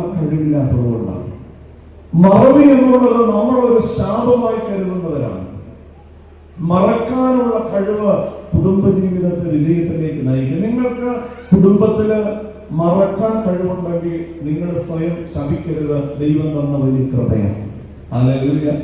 ദൈവം തന്ന ദാനം. പ്രത്യേകിച്ച് ഈ പുരുഷന്മാർക്ക് ഒരു പ്രത്യേകത, അവർ പെട്ടെന്ന് മറക്കും. എന്തെങ്കിലും കേട്ടില്ല ഉള്ളിലിരിക്കില്ല. പെട്ടെന്ന് സ്ത്രീകൾക്ക് ഒരു പ്രത്യേകതയുണ്ട്. അങ്ങനെയൊന്നും ഞങ്ങള് മറക്കില്ല. ചില വീട്ടിലൊക്കെ വഴക്കം കൂടുമ്പോ മനുഷ്യ ഓർക്കണ്ടോ 8 കൊല്ലം മുമ്പ് നിങ്ങൾ ഈ മുറിയിൽ വെച്ച് എന്നോട് എന്റെ അപ്പനെ കുറിച്ച് പറഞ്ഞ കാര്യം എനിക്ക് ഇന്നെന്ന ഓർമ്മയുണ്ട് മനുഷ്യ. 8 കൊല്ലം മുമ്പ് ഇവൻ പറഞ്ഞു, ഇവൻ എവിടെ 8 കൊല്ലം മുമ്പ് ഓർക്കണങ്ങളില്ലല്ലോ. ഇവിടെ 8 കൊല്ലം മുമ്പ് പറഞ്ഞ കാര്യം 8 കൊല്ലം കഴിഞ്ഞ് വെച്ചൊക്കെ ഇരിക്കുക, ഉള്ളിലിരിക്കുക. എന്നാൽ മറക്കേണ്ടതിന് മറക്കാനും കൊടുക്കേണ്ടതിന് കൊടുക്കാൻ കഴിയുമ്പോഴാണ് കുടുംബജീവിതം അനുഗ്രഹപ്രദമാകുന്നത്. ഭാര്യാഭർത്തൃ ബന്ധത്തിൽ സ്നേഹം നിലനിർത്തണം. ഒന്ന്, തോറ്റുകൊടുക്കാൻ കുടുംബത്തിൽ സാധിക്കുന്നുണ്ടോ? ഭാര്യയ്ക്ക് മുമ്പിൽ തോറ്റുകൊടുക്കാൻ ഭർത്താവിനും, ഭർത്താവിന് മുമ്പിൽ തോറ്റുകൊടുക്കാൻ ഭാര്യയ്ക്ക് കഴിയണ്ട. ചെറുപ്പം മുതൽ ക്ലാസ്സിൽ ഒന്നാമതായി പഠിച്ച 2 പേരുടെ കല്യാണം, വിജയിക്കാൻ വേണ്ടി മാത്രം പ്രയത്നിച്ച, ഒന്നാമതാകാൻ മത്സരിച്ച് പഠിച്ച 2 പേരുടെ കല്യാണം നടത്തുമ്പോ മുഖ്യ കാർമ്മികനായിരുന്ന പിതാവ് ഇപ്രകാരം പറഞ്ഞു, മക്കളെ, ഇതുവരെ നിങ്ങൾ ജയിക്കാനായിട്ട് മത്സരിച്ചു, എന്നാൽ ഇനി മുതൽ നിങ്ങൾ തോറ്റുകൊടുക്കാൻ മത്സരിക്കണം. അപ്പോഴാണ് കുടുംബജീവിതം നഷ്ടപ്പെട്ട സമാധാനം കുടുംബത്തിൽ പുനഃസ്ഥാപിക്കപ്പെടുകയുള്ളൂ. മക്കളെ സ്നേഹിക്കണം. എത്ര മാതാപിതാക്കൾക്ക് ഇന്ന് മക്കളെ സ്നേഹിക്കാൻ കഴിയുന്നുണ്ട്? മക്കളെ ഒന്ന് മനസ്സിലാക്കാൻ മാതാപിതാക്കൾ കഴിയുന്നുണ്ടോ? പിള്ളേരുണ്ടാകുമ്പോ മുതല് പിള്ളേരെ കുറിച്ച് വലിയ ചിന്തയാണ് മാതാപിതാക്കൾ, ഇല്ലേ? കൊച്ചുണ്ടാകുമ്പോ തന്നെ കൊച്ചിനെ നോക്കിയിട്ട് പറയും, ഇതാ കിടക്കുന്നത് ഡോക്ടറാണ്, അത് എഞ്ചിനീയറാണ്, അത് കളക്ടറാണ്, ഇല്ലേ? നമ്മുടെ ഇങ്ങനെ കൊച്ചുങ്ങളെ കുറിച്ച് മനക്കോട്ട കിട്ടുമ്പോ 1 വയസ്സ് മുതൽ 3 വയസ്സ് വരെയുള്ള കാലം ഒരു കുഞ്ഞിന്റെ ബ്രെയിനുകളും ആന്തരിക അവയവങ്ങളും ബലപ്പെടുന്ന കാലഘട്ടമാണ്. 4 മുതൽ 8 വയസ്സ് വരെയുള്ള പ്രായം എന്ന് പറയുന്നത് GLP പീരീഡാണ്, ഗോൾഡൻ ലൈഫ് പീരീഡാണ്. ഈ പ്രായത്തിൽ ഈ കുഞ്ഞുങ്ങൾ കേൾക്കുന്നത്, കാണുന്നത് അവരുടെ ഹൃദയത്തിൽ ജീവിത അവസാനം വരെ പതിച്ചിരിക്കുമെന്നുള്ള സത്യം ഇന്ന് പല അപ്പനും മറക്കാൻ. അതാണ് ആ പ്രായത്തില് കുടുംബം എന്ന് പറയുന്നത് ഏറ്റവും നല്ല ഇൻസ്റ്റിറ്റ്യൂഷനായി, ഏറ്റവും നല്ല വിദ്യാലയം എന്ന് പറയുന്നത് ഗ്ലോബൽ പബ്ലിക് സ്കൂളാണ്, റിഫൈനറി സ്കൂളാണ്, അല്ല പിന്നെ സ്വന്തം ഭവനമാണ്. ഏറ്റവും നല്ല അധ്യാപകർ എന്ന് പറയുന്നത് മർക്കോസാണ്, അല്ല അപ്പനും അമ്മയാണ്. ഏറ്റവും നല്ല കലാലയം. ആ സമയത്ത് അവർ കേൾക്കേണ്ടതുണ്ടല്ലോ, കേൾക്കുന്നത് കാണുന്നതെല്ലാം അവരുടെ ഹൃദയത്തിൽ പതിച്ചിരിക്കും. ഈ സമയത്ത് അപ്പനും അമ്മയും, ഈ പ്രായത്തിൽ പിള്ളേരുള്ള വീട്ടിൽ അപ്പനും അമ്മയും ഭയങ്കരമായിട്ട് ഒച്ചെടുക്കാൻ, ഇടിഞ്ഞി അങ്ങനെ നിങ്ങൾ എങ്ങനെയല്ല മനുഷ്യൻ, നിങ്ങളുടെ എപ്പോഴും എങ്ങനെയല്ല, അങ്ങനെയൊക്കെ പറഞ്ഞ് നിൽക്കുമ്പോ പിള്ളേര് അടുത്ത മുറിയിൽ ജീവിയാണ്. അപ്പൊ അപ്പൻ നേരെ പറയും, എടി കൊച്ചവിടെ ഇരിക്കേണ്ട പറയും, നീ കുറച്ച് ഒച്ച കുറയ്ക്കടി ഇത് പറയുമ്പോ ഇവളാണ് നോക്കുമ്പോ പിള്ളേര് ടിവിയിലേക്ക് നോക്കിയിരിക്കാൻ. ഉടനെ തന്നെ ഇവള് പറയും, മനുഷ്യ പിള്ളേര് ടിവി കാണുകയാണ്, നമുക്കിനി തുടങ്ങാം. അവരിത് കേൾക്കണില്ല. എന്നാൽ നമ്മളൊന്ന് ഓർക്കണം, അവരിത് കാണുന്നുണ്ടെങ്കിലും നോട്ടം ടിവിയിലാണെങ്കിലും ചെവി എവിടെയാണ്? ചെവി അപ്പന്റെ അമ്മയുടെ വാക്കുകളിലാണ്. അത് അവരുടെ ജീവിതത്തെ സ്വാധീനിക്കുമെന്ന് നമ്മൾ തിരിച്ചറിയണം. സ്കൂളില് ആദ്യമായിട്ട് കൊച്ചു കുഞ്ഞിനെങ്കിലും അധ്യാപകൻ വിളിച്ച് മാറ്റി നിർത്തിയിട്ട് കുഞ്ഞിനോട് ചോദിച്ചു, മോനെ അപ്പന്റെ പേരെന്താണ്? ഇവൻ പറഞ്ഞു കാലൻ. അമ്മയുടെ പേരെന്താണ്? പിശാച്. നിന്റെ പേരെന്താണ്? മുഖപിശാച്. കൊച്ചിനെ പറഞ്ഞിട്ട് കാര്യണ്ട. അപ്പനിങ്ങനെ വീടിന്റെ ഗേറ്റിങ്ങിൽ നിൽക്കുമ്പോ ഗേറ്റിങ്ങിൽ വരുമ്പോ അമ്മ വീടിനകത്ത് നിന്ന് പുറത്തേക്ക് നോക്കുമ്പോ അപ്പനിങ്ങനെ ഗേറ്റ് തുറന്നു വരികയാണ്. അപ്പൊ അമ്മ പറയും, കാലം മണ്ണുണ്ടല്ലോ, ഇനി സമാധാനം. അപ്പൊ കൊച്ചത് കേൾക്കുക. ഇവരെ അകത്തേട്ട് കയറിയിട്ട് പറയും, എടി ഒരു ഗ്ലാസ് കട്ടൻ ചായ നടത്തിക്കൊണ്ട് താടി രാവിലെ ഇറങ്ങിപ്പോയത് എടി താഴ്ച പരവേശം പിടിച്ചിരിക്കുകയാണ്. അപ്പൊ മനുഷ്യ ഇതൊരു 5 മിനിറ്റ് ഞാനിതൊന്ന് കണ്ടു തീർക്കട്ടെ, ഇപ്പൊ തീരും. എടി ഒരു ചൂടുവെള്ളം ഒന്ന് താടി എന്ന് പറയുമ്പോ ഇവിടെ റിമോട്ട് ഒറ്റയേറെ സോഫയിൽ കൊടുത്തിട്ട് ഇങ്ങനെ കൊണ്ട് രക്ഷയില്ലെന്ന് പറഞ്ഞ് ചവിട്ടി കുലുക്കി അകത്തേക്ക് പോകുമ്പോ ഇവൻ പറയും, ഈ പിശാചിനെ കെട്ടിപ്പൊത്തൊട്ട് തുടങ്ങിയതാണ് എന്റെ കട്ടല. ഇങ്ങനെ പറഞ്ഞിരിക്കുമ്പോഴാണ് കൊച്ച് അകത്ത് മുറിയുന്ന പുസ്തകമായിട്ട് വരും. പപ്പ A+B എത്രയാണ്? ഈ മുതുപിശാചിനെ കൊണ്ട് ശല്യമാണ്. പ്രിയപ്പെട്ടവർ, തീർന്ന കുടുംബ ബന്ധം എന്ന് പറയുന്ന ഏറ്റവും വലിയ അധ്യാപകർ എന്ന് പറയുന്നത് അപ്പനും അമ്മയാണ്. ഒരു വളർച്ചയുടെ പ്രധാന ഘട്ടങ്ങളെല്ലാം സ്വന്തം ഭവനത്തിൽ നിന്ന് ആരംഭിക്കും. നമ്മൾ തിരിച്ചറിയണം. ഒരു ദിവസം ഒരു അമ്മച്ചി ഒരു കൊച്ചിലേക്ക് വന്നിട്ട് പറഞ്ഞു, അത് നാക്കെടുത്ത നുണയല്ലാതെ നാക്കെടുത്ത ഈ കൊച്ചു നുണയല്ലാതെ പറയില്ല. ഇവ വാ തുറക്കുന്നത് നുണ പറയാനും ഭക്ഷണം കഴിക്കാനാണ്. അച്ഛൻ ഒന്ന് തലയെ കൈവച്ച് പ്രാർത്ഥിക്കാൻ പറഞ്ഞു. തലയെ കൈവച്ച് പ്രാർത്ഥിച്ചാൽ കുഴപ്പമോ? ശരിയാവോ? ചിലപ്പോ ശരിയാവില്ലേ? ശരിയാവോ? ഇതിന്റെ ഉത്ഭവം എവിടെന്നാണെന്ന് പരിശോധിച്ചിട്ട് പ്രാർത്ഥിക്കുന്നത് നല്ലതാണ്. ജിബി അച്ഛനും സെക്രട്ടറിയും കമ്മിറ്റിക്കാരുടെ കൂടി പിരിവിനി എന്ന് കോഴമ്പൻ അടിച്ചപ്പോ അപ്പം കത്ത് മാറ്റി നോക്കിയപ്പോ ജിബി അച്ഛനും സെക്രട്ടറിയും കമ്മിറ്റിക്കാരുടെ കൂടി രസീതും പിടിച്ചുകൊണ്ട് നിൽക്കുകയാണ്. ഉടനെ അപ്പൻ കത്നം മാറ്റിയിട്ടിട്ട് മോനോട് പറഞ്ഞു, മോനെ പപ്പ ഇവിടെ ഇല്ലെന്ന് പറഞ്ഞു. അപ്പൊ ജിബി അച്ഛൻ വന്നിട്ടോ ഉടനെ കൊച്ചു വാദനം ഇവിടെ തുറന്നിട്ട് പറയും, അച്ഛൻ പപ്പ ഇവിടെ ഇല്ലാണ്ട് വെക്കാം. അച്ഛനും പോകുന്നു, ട്രസ്റ്റി സെക്രട്ടറിയും പോകുന്നു, കമ്മിറ്റിക്കാരും പോകുന്നു. അച്ഛനും മറന്നു, അപ്പനും മറന്നു, അമ്മയും മറന്നു. ആരും മറന്നില്ല. കൊച്ചു പറഞ്ഞത് അപ്പം പഠിപ്പിച്ചു കൊടുത്ത് അത് എവിടെയെങ്കിലും അവൻ നമുക്കിട്ട് തന്നെ അവൻ ഭക്ഷണ രീതിയില. അപ്പൊ നമ്മൾ ആ നുണ എന്നുള്ള ചിന്ത ആ കുഞ്ഞിനെ നമ്മൾ തന്നെ പകർന്നു കൊടുക്കുകയാണ്. അപ്പനിങ്ങനെ ബുള്ളറ്റിന് കയറി ഇപ്പൊ ടൗണിലേക്ക് പോകാനായിട്ട് ഇറങ്ങി. ഇപ്പൊ കൊച്ചു കുഞ്ഞ് ഓടി വന്നിട്ട് അപ്പനോട് ഒരു പപ്പയെ കുട്ടനെ കൂടി കൊണ്ടുപോകണം, എന്നെ കൂടി കൊണ്ടുപോകണം. അപ്പൊ അമ്മയും സഹോദരങ്ങളും പറയുകയാണ്, ഇപ്പൊ ഈ കുഞ്ഞിനെ കൊണ്ടുപോകണം ശരിയല്ല, ഒത്തിരി വണ്ടികൾ വരുന്ന സ്ഥലമാണ്, തിരക്കുള്ള സ്ഥലമാണ്, നീ ഇവരെ എങ്ങനെയെങ്കിലും ഒന്ന് മാറ്റി വിടാൻ പറഞ്ഞു. അപ്പൊ കുഞ്ഞിനെ മാറ്റാനായിട്ട് ഇവൻ പറഞ്ഞു, പപ്പയുടെ മുകളിലത്തെ മുറിയില് പപ്പയുടെ മഞ്ഞ കളറുള്ള പേരയിരിപ്പുണ്ട്, കുട്ടൻ പോയി ഓടിപ്പോയി എടുത്തുകൊണ്ട് വന്ന കൊണ്ടുപോകാൻ പറഞ്ഞു. ഇവന് ഒഴിവാക്കാൻ നോക്കിയതാണ്. ഈ കുഞ്ഞ് ബൈക്കിൽ നിന്ന് പിടി അങ്ങോട്ട് വിട്ടിട്ട് നേരെ തിരിഞ്ഞു നിന്നിട്ട് അപ്പനോട് ചോദിച്ചു, പേന എടുത്തുകൊണ്ട് വരുമ്പോഴത്തേക്കും പപ്പ പോവോ? പപ്പ പോവില്ല, എടുത്തുകൊണ്ട് വരാൻ പറഞ്ഞു. വീടിന് അകത്തേക്ക് കയറി സ്റ്റെപ്പിന്റെ അവിടെ നിന്നിട്ട് കൊച്ചു തിരിഞ്ഞു വന്ന് ചോദിച്ചു, പപ്പ പോവോ? പപ്പ പോവില്ല, അവൻ പോയി എടുത്തുകൊണ്ട് വരാൻ പറഞ്ഞു. അകത്തേക്ക് കയറി വാതിലിന്റെ അവിടെ നിന്ന് വീണ്ടും ഈ കുഞ്ഞ് തിരിഞ്ഞിട്ട് ചോദിച്ചു, പപ്പ പോവോ? പപ്പ പോവില്ല, കുട്ടൻ പോയി എടുത്തുകൊണ്ട് വരാൻ പറഞ്ഞു. ഇവർ ഒറ്റ ഓട്ടം മുകളിലേക്ക് ഓടി കഴിഞ്ഞപ്പോ അവിടെ കൂടി എല്ലാവരും പറഞ്ഞു, ബൈക്ക് എടുത്തുകൊണ്ട് പപ്പതാണ്. പിന്നെ അപ്പൊ പോയില്ല. ഈ കൊച്ചൊറ്റ ഓട്ടത്തിൽ പേനയായിട്ട് താഴെ വന്ന് അപ്പനെ കണ്ടപ്പോ എന്റെ മുഖം എടുത്തത്. അച്ഛൻ ചോദിക്കട്ടെ, ഇവന്റെ അപ്പം പോയിരുന്നെങ്കിലോ? എന്റെ അപ്പനെ കുറിച്ചുള്ള കുഞ്ഞിന്റെ ചിന്തയൊക്കെ ഇങ്ങേരെ കുടിച്ച വെള്ളത്തിന് വിശ്വസിക്കരുത്. ഇങ്ങേരെ കുടിച്ച വെള്ളത്തിന് വിശ്വസിക്കരുത്. പിന്നെ ഏത് പ്രായത്തിലായാലും അവന്റെ അപ്പം പറഞ്ഞ ഒരു മിനിറ്റ് അവൻ ആലോചിക്കാതെ അവനത് ചെയ്യില്ല. നമ്മളെ തന്നെ നമ്മുടെ മക്കൾക്ക് ഓരോന്ന് പകർന്നു കൊടുക്കുമ്പോ പ്രിയപ്പെട്ടവരെ, പകയും അസൂയയും കോപവും അഹങ്കാരവും സ്വാർത്ഥതയും എല്ലാം മക്കൾക്ക് ചെറുപ്പത്തിൽ പകർന്നു കൊടുക്കുന്നത് അപ്പനും അമ്മയാണെന്ന് പല മാതാപിതാക്കളും മറന്നു പോവുകയാണ്. മോനെ അപ്പുറത്തേക്ക് പോകട്ടോ, അവര് നമ്മുടെ ശത്രുക്കളാണ്, നമ്മളെ എന്തോരം ദ്രോഹിച്ചതെന്നറിയാമോ? പക സ്വന്തം മക്കൾക്ക് ബുദ്ധി വെച്ച് കൊടുക്കുന്ന അപ്പനും അമ്മയും. സ്കൂളിൽ പോയിട്ട് സ്നാക്സ് ബോക്സില് ബിസ്ക്കറ്റ് 5 ബിസ്ക്കറ്റ് എടുത്തു കൊടുത്തു. 5 ബിസ്ക്കറ്റ് കൊടുത്ത്, മോനെ 5 കഴിക്കണോട്ടോ, കഴിച്ചില്ലെങ്കിൽ ആർക്കും കൊടുക്കരുട്ടോ, ഇങ്ങോട്ട് തന്നെ കൊണ്ടുപോകട്ടോ. പ്രിയപ്പെട്ടവർ, കൊച്ചതേ സ്വാർത്ഥത കുഞ്ഞുങ്ങൾക്ക് പകർന്നു കൊടുക്കുന്ന അപ്പനും അമ്മയും. കുഞ്ഞുങ്ങളെ ഒന്ന് ചേർത്ത് പിടിക്കാൻ, കുഞ്ഞുങ്ങൾക്ക് പറയാനുള്ളത് കേൾക്കാൻ എത്ര മാതാപിതാക്കൾ കഴിയുന്നുണ്ട്? ഒരു പോസിറ്റീവ് സ്ട്രോക്ക് മക്കൾക്ക് കൊടുക്കാൻ കഴിയേണ്ട മാതാപിതാക്കൾ. പോസിറ്റീവ് സ്ട്രോക്ക് എന്ന് പറയുന്നത് ഇടയ്ക്ക് തലയിലേക്ക് വന്ന് തലോടണം. തലോടാറുണ്ടോ? പിള്ളേരെ എങ്ങനെ ചേർത്ത് പിടിക്കണം. ചില സമയത്ത് പിള്ളേരെ ചേർത്ത് പിടിക്കണം. നെറ്റിയിലേക്ക് ഒരു ഉമ്മയൊക്കെ കൊടുക്കണം പിള്ളേർക്ക്.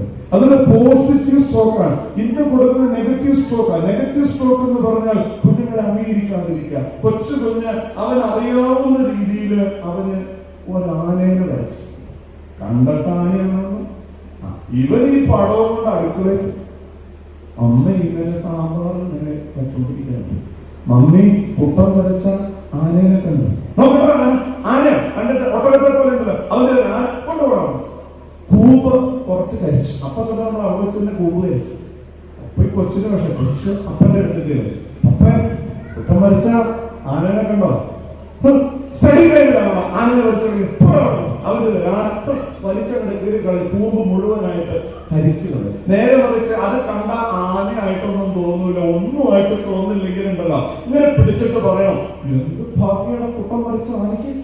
ഇതിനുണ്ടല്ലോ ഈ തുമ്പിക്കൈ കുറച്ചുകൂടെ താഴേക്ക് നീണ്ടിരുന്നെങ്കിൽ, ഈ കൊമ്പൊന്ന് വളർന്നിരുന്നെങ്കിൽ, ഈ വാലൊന്ന് താഴോട്ട് വന്നിരുന്നെങ്കിൽ, അച്ഛനോടെ തടി ഉണ്ടായിരുന്നെങ്കിൽ കുട്ടന്റെ ആന സൂപ്പർ. ഇപ്പോഴും സൂപ്പറാണ്, അന്നേരം ഡബിൾ സൂപ്പർ എന്ന് പറയുന്നുണ്ടതാ. ആ കൊച്ചിനുണ്ടാകുന്ന സന്തോഷം അതായത് ജീവിതത്തെയാണ് സ്വാധീനിക്കുന്നത്. അതറിയാത്ത എത്ര പുരോഗമനങ്ങളുണ്ട്. ഇന്ന് കൊച്ചു പിള്ളേരുള്ള വീട്ടില് ചെന്ന് കാൽക്കേറുമ്പോൾ തന്നെ അറിയാം, ഭിത്തിയില് ഇങ്ങനെ വരച്ചിരിക്കുക. കരിക്കട്ട ഇന്നില്ലാത്തവർ സ്കെച്ച് ചെയ്ത് പഠിക്കുകയാണ്. ചില അമ്മമാരോ അയ്യോ ഇതിനെ കൊണ്ട് തോറ്റു, പെയിന്റ് അടിച്ച് ഞാൻ പെയിന്റ് അടിക്കും, കൊച്ചു വരും പെയിന്റ് അടിക്കും വരും അരയ്ക്കും പഠിക്കും, ഇങ്ങനെ പറഞ്ഞൊരിക്കലും നിങ്ങൾ ചെയ്യരുത്. കൊച്ചു കുഞ്ഞുങ്ങളുള്ള വീട്ടില് സ്കെച്ചിങ് കൊണ്ട് ഭിത്തിയിൽ വരച്ചില്ലെങ്കിൽ ആ കൊച്ചിനെ സൈക്കോളജിസ്റ്റിനെ കാണിക്കുന്നത് എന്തോ അസുഖ കൊച്ചിനെ. കൊച്ചു വരയ്ക്കണം. പിള്ളേരെ മനസ്സിലാക്കാൻ നിന്ന മാതാപിതാക്കൾ പിള്ളേരെ സംസാരിക്കാൻ സമയമുണ്ടോ അപ്പനോ അമ്മയ്ക്ക്? എന്നിട്ട് പിള്ളേരിങ്ങനെ അയ്യോ വീട്ടിൽ നിൽക്കണില്ല, വീട്ടിലിരിക്കുന്ന കളിക്കും. എപ്പോഴും പുറത്താ. എന്തിനാ പുറത്തു പോകണം? എന്തുകൊണ്ടാണ് ചിന്തിക്കാറുണ്ടോ? ഒന്ന് സംസാരിക്കണം. 3 ടേബിളുകൾ വീട്ടിലുണ്ടാകണം. Divine table, dialogue table, dining table. ഇന്ന് 2 മേശയുടെ കാലൊടിച്ച് മൂലയ്ക്ക് ഇട്ടേക്കാണ്. ഏതുണ്ട് വീട്ടില്? ഊണമേശ മാത്രം. സംസാരിക്കാൻ കഴിയണ്ട. പിള്ളേരുടെ അടുക്കൽ സംസാരിക്കാൻ കഴിയണ്ട. ഒറ്റ കൂരയുടെ കീഴെയാണ് വീട്. ഒറ്റ മുറിയിൽ അപ്പനും അമ്മയും പിള്ളേരിക്കണം. അപ്പനിങ്ങനെ പത്രവും എടുത്തിരിക്കുകയാണ്, തല തിരിച്ചാ പിടിച്ചേക്കണം. ഇങ്ങനെ പുള്ളി ഇങ്ങനെ എന്തോ വലിയ ഗൗരവത്തിൽ ഇരിക്കുകയാണ്. പത്രമുണ്ടെങ്കിൽ അമ്മ ഇങ്ങനെ നോക്കിയിരിക്കുകയാണ്, ടിവിയിലേക്ക് നോക്കിയിരിക്കുകയാണ്. മോളിങ്ങനെ നോക്കിയിരിക്കുകയാണ്, മോനിങ്ങനെ ലാപ്ടോപ്പ് നോക്കിയിരിക്കുകയാണ്. എന്താ ബന്ധമുണ്ടോ? ഒറ്റ കൂരയുടെ കീഴിലാണ്. ഡയലോഗ് ഒന്ന് സംസാരിക്കാൻ ഇന്ന് മാതാപിതാക്കളെ സാധിക്കുന്നുണ്ടോ? ഇന്ന് നെഗറ്റീവ് സ്റ്റോക്ക് ഇന്ന് കൊടുക്കാൻ, ഒന്ന് ആശയവിനിമയം നടത്താൻ സാധിക്കുന്നുണ്ട്. പല കാരണന്മാരെ കുറിച്ച് ചിന്തിക്കും. നിങ്ങൾ ഇപ്പോഴത്തെ പിള്ളേരെ ഉപദേശിച്ച് നന്നാക്കാൻ നോക്കി നടക്കോ? ചില കാരണന്മാര് പിള്ളേരോട് പറയാ, ഞാനൊക്കെ മുണ്ട് മുറുക്കി കൊടുത്തോളാം, നിങ്ങൾ ഇത്ര ആക്കിയെന്ന് പറയുമ്പോ പിള്ളേര് പറയും, എന്തിനാ ഇപ്പൊ മുണ്ട് മുറുക്കി കൊടുക്കണം, ബെൽറ്റ് അങ്ങോട്ട് കിട്ടിയ പോലെ ചോദിക്കുന്ന ഐറ്റംസ് ആണ്.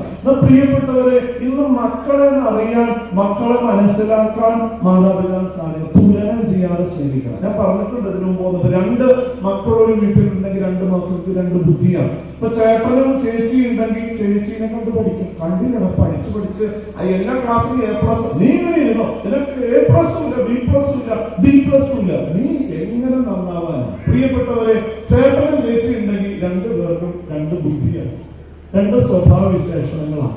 പ്രിയപ്പെട്ടവരെ, അത് ചേട്ടൻ പഠിക്കണ പോലെ അനിയൻ പഠിക്കും. എന്റെ ചേട്ടൻ പഠിക്കണ പോലെ ഞാൻ പഠിച്ചിരുന്നെങ്കിൽ ഞാനും എവിടെ കണ്ടാൽ പുള്ളിപ്പോ എല്ലാം കഴിഞ്ഞ് LLBക്ക് പഠിച്ചുകൊണ്ടിരിക്കുകയാണ്. പ്രിയപ്പെട്ടവരെ, നമ്മളൊന്ന് ഓർക്കണം, നമ്മളെ പഠിക്കാൻ നമ്മുടെ മക്കൾ 2 പേരുണ്ടെങ്കിൽ 2 പേർക്ക് 2 ബുദ്ധിയാണ്. അപ്പൊ അമ്മ ഇങ്ങനെ 2 പെൺകൊച്ചുങ്ങളും വരിക.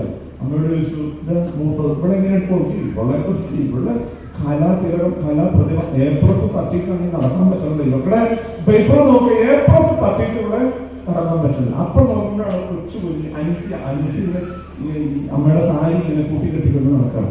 ഇവിടെ ഇത് പേട പഠിക്കുക. തുലനം ചെയ്യാതെ സ്നേഹിക്കണം. നമുക്കൊരു 2 വീട്ടില് മക്കളെ ഒരിക്കലും തുലനം ചെയ്യാൻ സഹോദരങ്ങൾ തമ്മിലുള്ള വലിയ വിദ്വേഷത്തിന് ഇടം നൽകുമെന്നുള്ള യാഥാർത്ഥ്യം പല മാതാപിതാക്കളിൽ നിന്ന് മറന്നു പോവുകയാണ്. ചില ആളുകളുടെ രണ്ടാമതൊരു കുഞ്ഞുണ്ടായി കഴിഞ്ഞാൽ ചില ആളുകൾ വീട്ടിൽ വന്നിട്ട് ഇളയ കൊച്ചിനെ എടുത്ത് പിടിക്കും, ഇല്ലേ? ഇളയ കൊച്ചിനെ എടുത്ത് പിടിച്ചിട്ട് മൂത്ത കൊച്ചിനോട് പറയും, എന്നതാ പറഞ്ഞു, ഇനി നിന്നെ അങ്ങോട്ട് ഒരു വെടി പൊട്ടിച്ചിട്ട് അങ്ങോട്ട് പോകും. ഈ വെടി എന്ന് കൊള്ളണം ഇല്ലെന്ന് പറഞ്ഞു. മൂത്ത കൊച്ചിന്റെ ചങ്കത്താണ്. എനിക്ക് 2 പിള്ളേരാണ്. മൂത്തവര് ഇയാസ്, രണ്ടാമത്തെ ബേസിൽ ഉണ്ടായി കഴിഞ്ഞപ്പോ ഒരു ചേച്ചി, ഒരു പ്രായമുള്ള തള്ളയാണ്, ഒരു പണിയില്ലാത്ത തള്ളയാണ്. തള്ള ചുമ്മാ വീട്ടിലേക്ക് വന്നിട്ട് വല്ലപ്പോഴൊക്കെ വരാറ്, വീട്ടിലേക്ക് വന്നിട്ട് ഏറെ കൊച്ചിനെ എടുത്തുകൊണ്ട് പിടിച്ചിട്ട് മൂത്തനോട് പറഞ്ഞു, ഇയാസത്ത ഇനി നിന്നെ ഞങ്ങൾക്ക് വേണ്ടാന്ന് പറഞ്ഞു. 2 ആഴ്ചത്തേക്ക് എടുത്തിട്ട് മൂത്തവും പോയില്ല. പേടിച്ച ഞങ്ങൾ ഇത് ആ സമയം പറഞ്ഞ് വേണ്ടി. കാരണം പ്രിയപ്പെട്ടവരെ, മക്കളെ സ്നേഹിക്കുമ്പോൾ തുലനം ചെയ്യാതെ സ്നേഹിക്കണം. സിഗ്മണ്ട് ഫ്രോയിഡ് എന്ന പ്രസിദ്ധനായ മനഃശാസ്ത്രജ്ഞന്റെ അടുക്കല് ഒരിക്കൽ അമ്മയും അപ്പനും ഒരു കുഞ്ഞിനെ വിളിച്ചു. കുഞ്ഞിനെ കൊണ്ട് ചെന്നിട്ട് പറഞ്ഞു, സാറേ ഇവന് ഭയങ്കര ദേഷ്യമാണ്. ഇവന് ഞങ്ങളോട് മിണ്ടണില്ല, അധ്യാപകരോട് മിണ്ടണില്ല, പഠിക്കുന്നില്ല, ഭക്ഷണം കഴിക്കണില്ല. സിഗ്മണ്ട് ഫ്രോയിഡ് പറഞ്ഞു, ഇവൻ ഇവിടെ താമസിക്കട്ടെ, 5 ദിവസം ഇവിടെ താമസിക്കട്ടെ. 5 ദിവസം സിഗ്മണ്ട് ഫ്രോയിഡ് ഈ കുഞ്ഞിനെ വീട്ടിൽ താമസിപ്പിച്ചു. 5 ദിവസവും സിഗ്മണ്ട് ഫ്രോയിഡ് ഈ കുഞ്ഞിന്റെ പ്രവൃത്തികളെ കണ്ടുകൊണ്ടിരുന്നു. 5 ദിവസവും ഈ കുഞ്ഞ് കാണിച്ചത് ഒരു ബേസിനിൽ വെള്ളം പിടിച്ചിട്ട് പോക്കറ്റിലിരുന്ന പാവയെടുത്ത് വെള്ളത്തിൽ മുക്കി പിടിച്ചു. കുറെ നേരം മുക്കി പിടിച്ചിട്ട് പിടിവിടുമ്പോ പാവ മുകളിൽ പൊങ്ങി നിൽക്കുമ്പോ കൈയടിച്ച് ചിരിക്കും.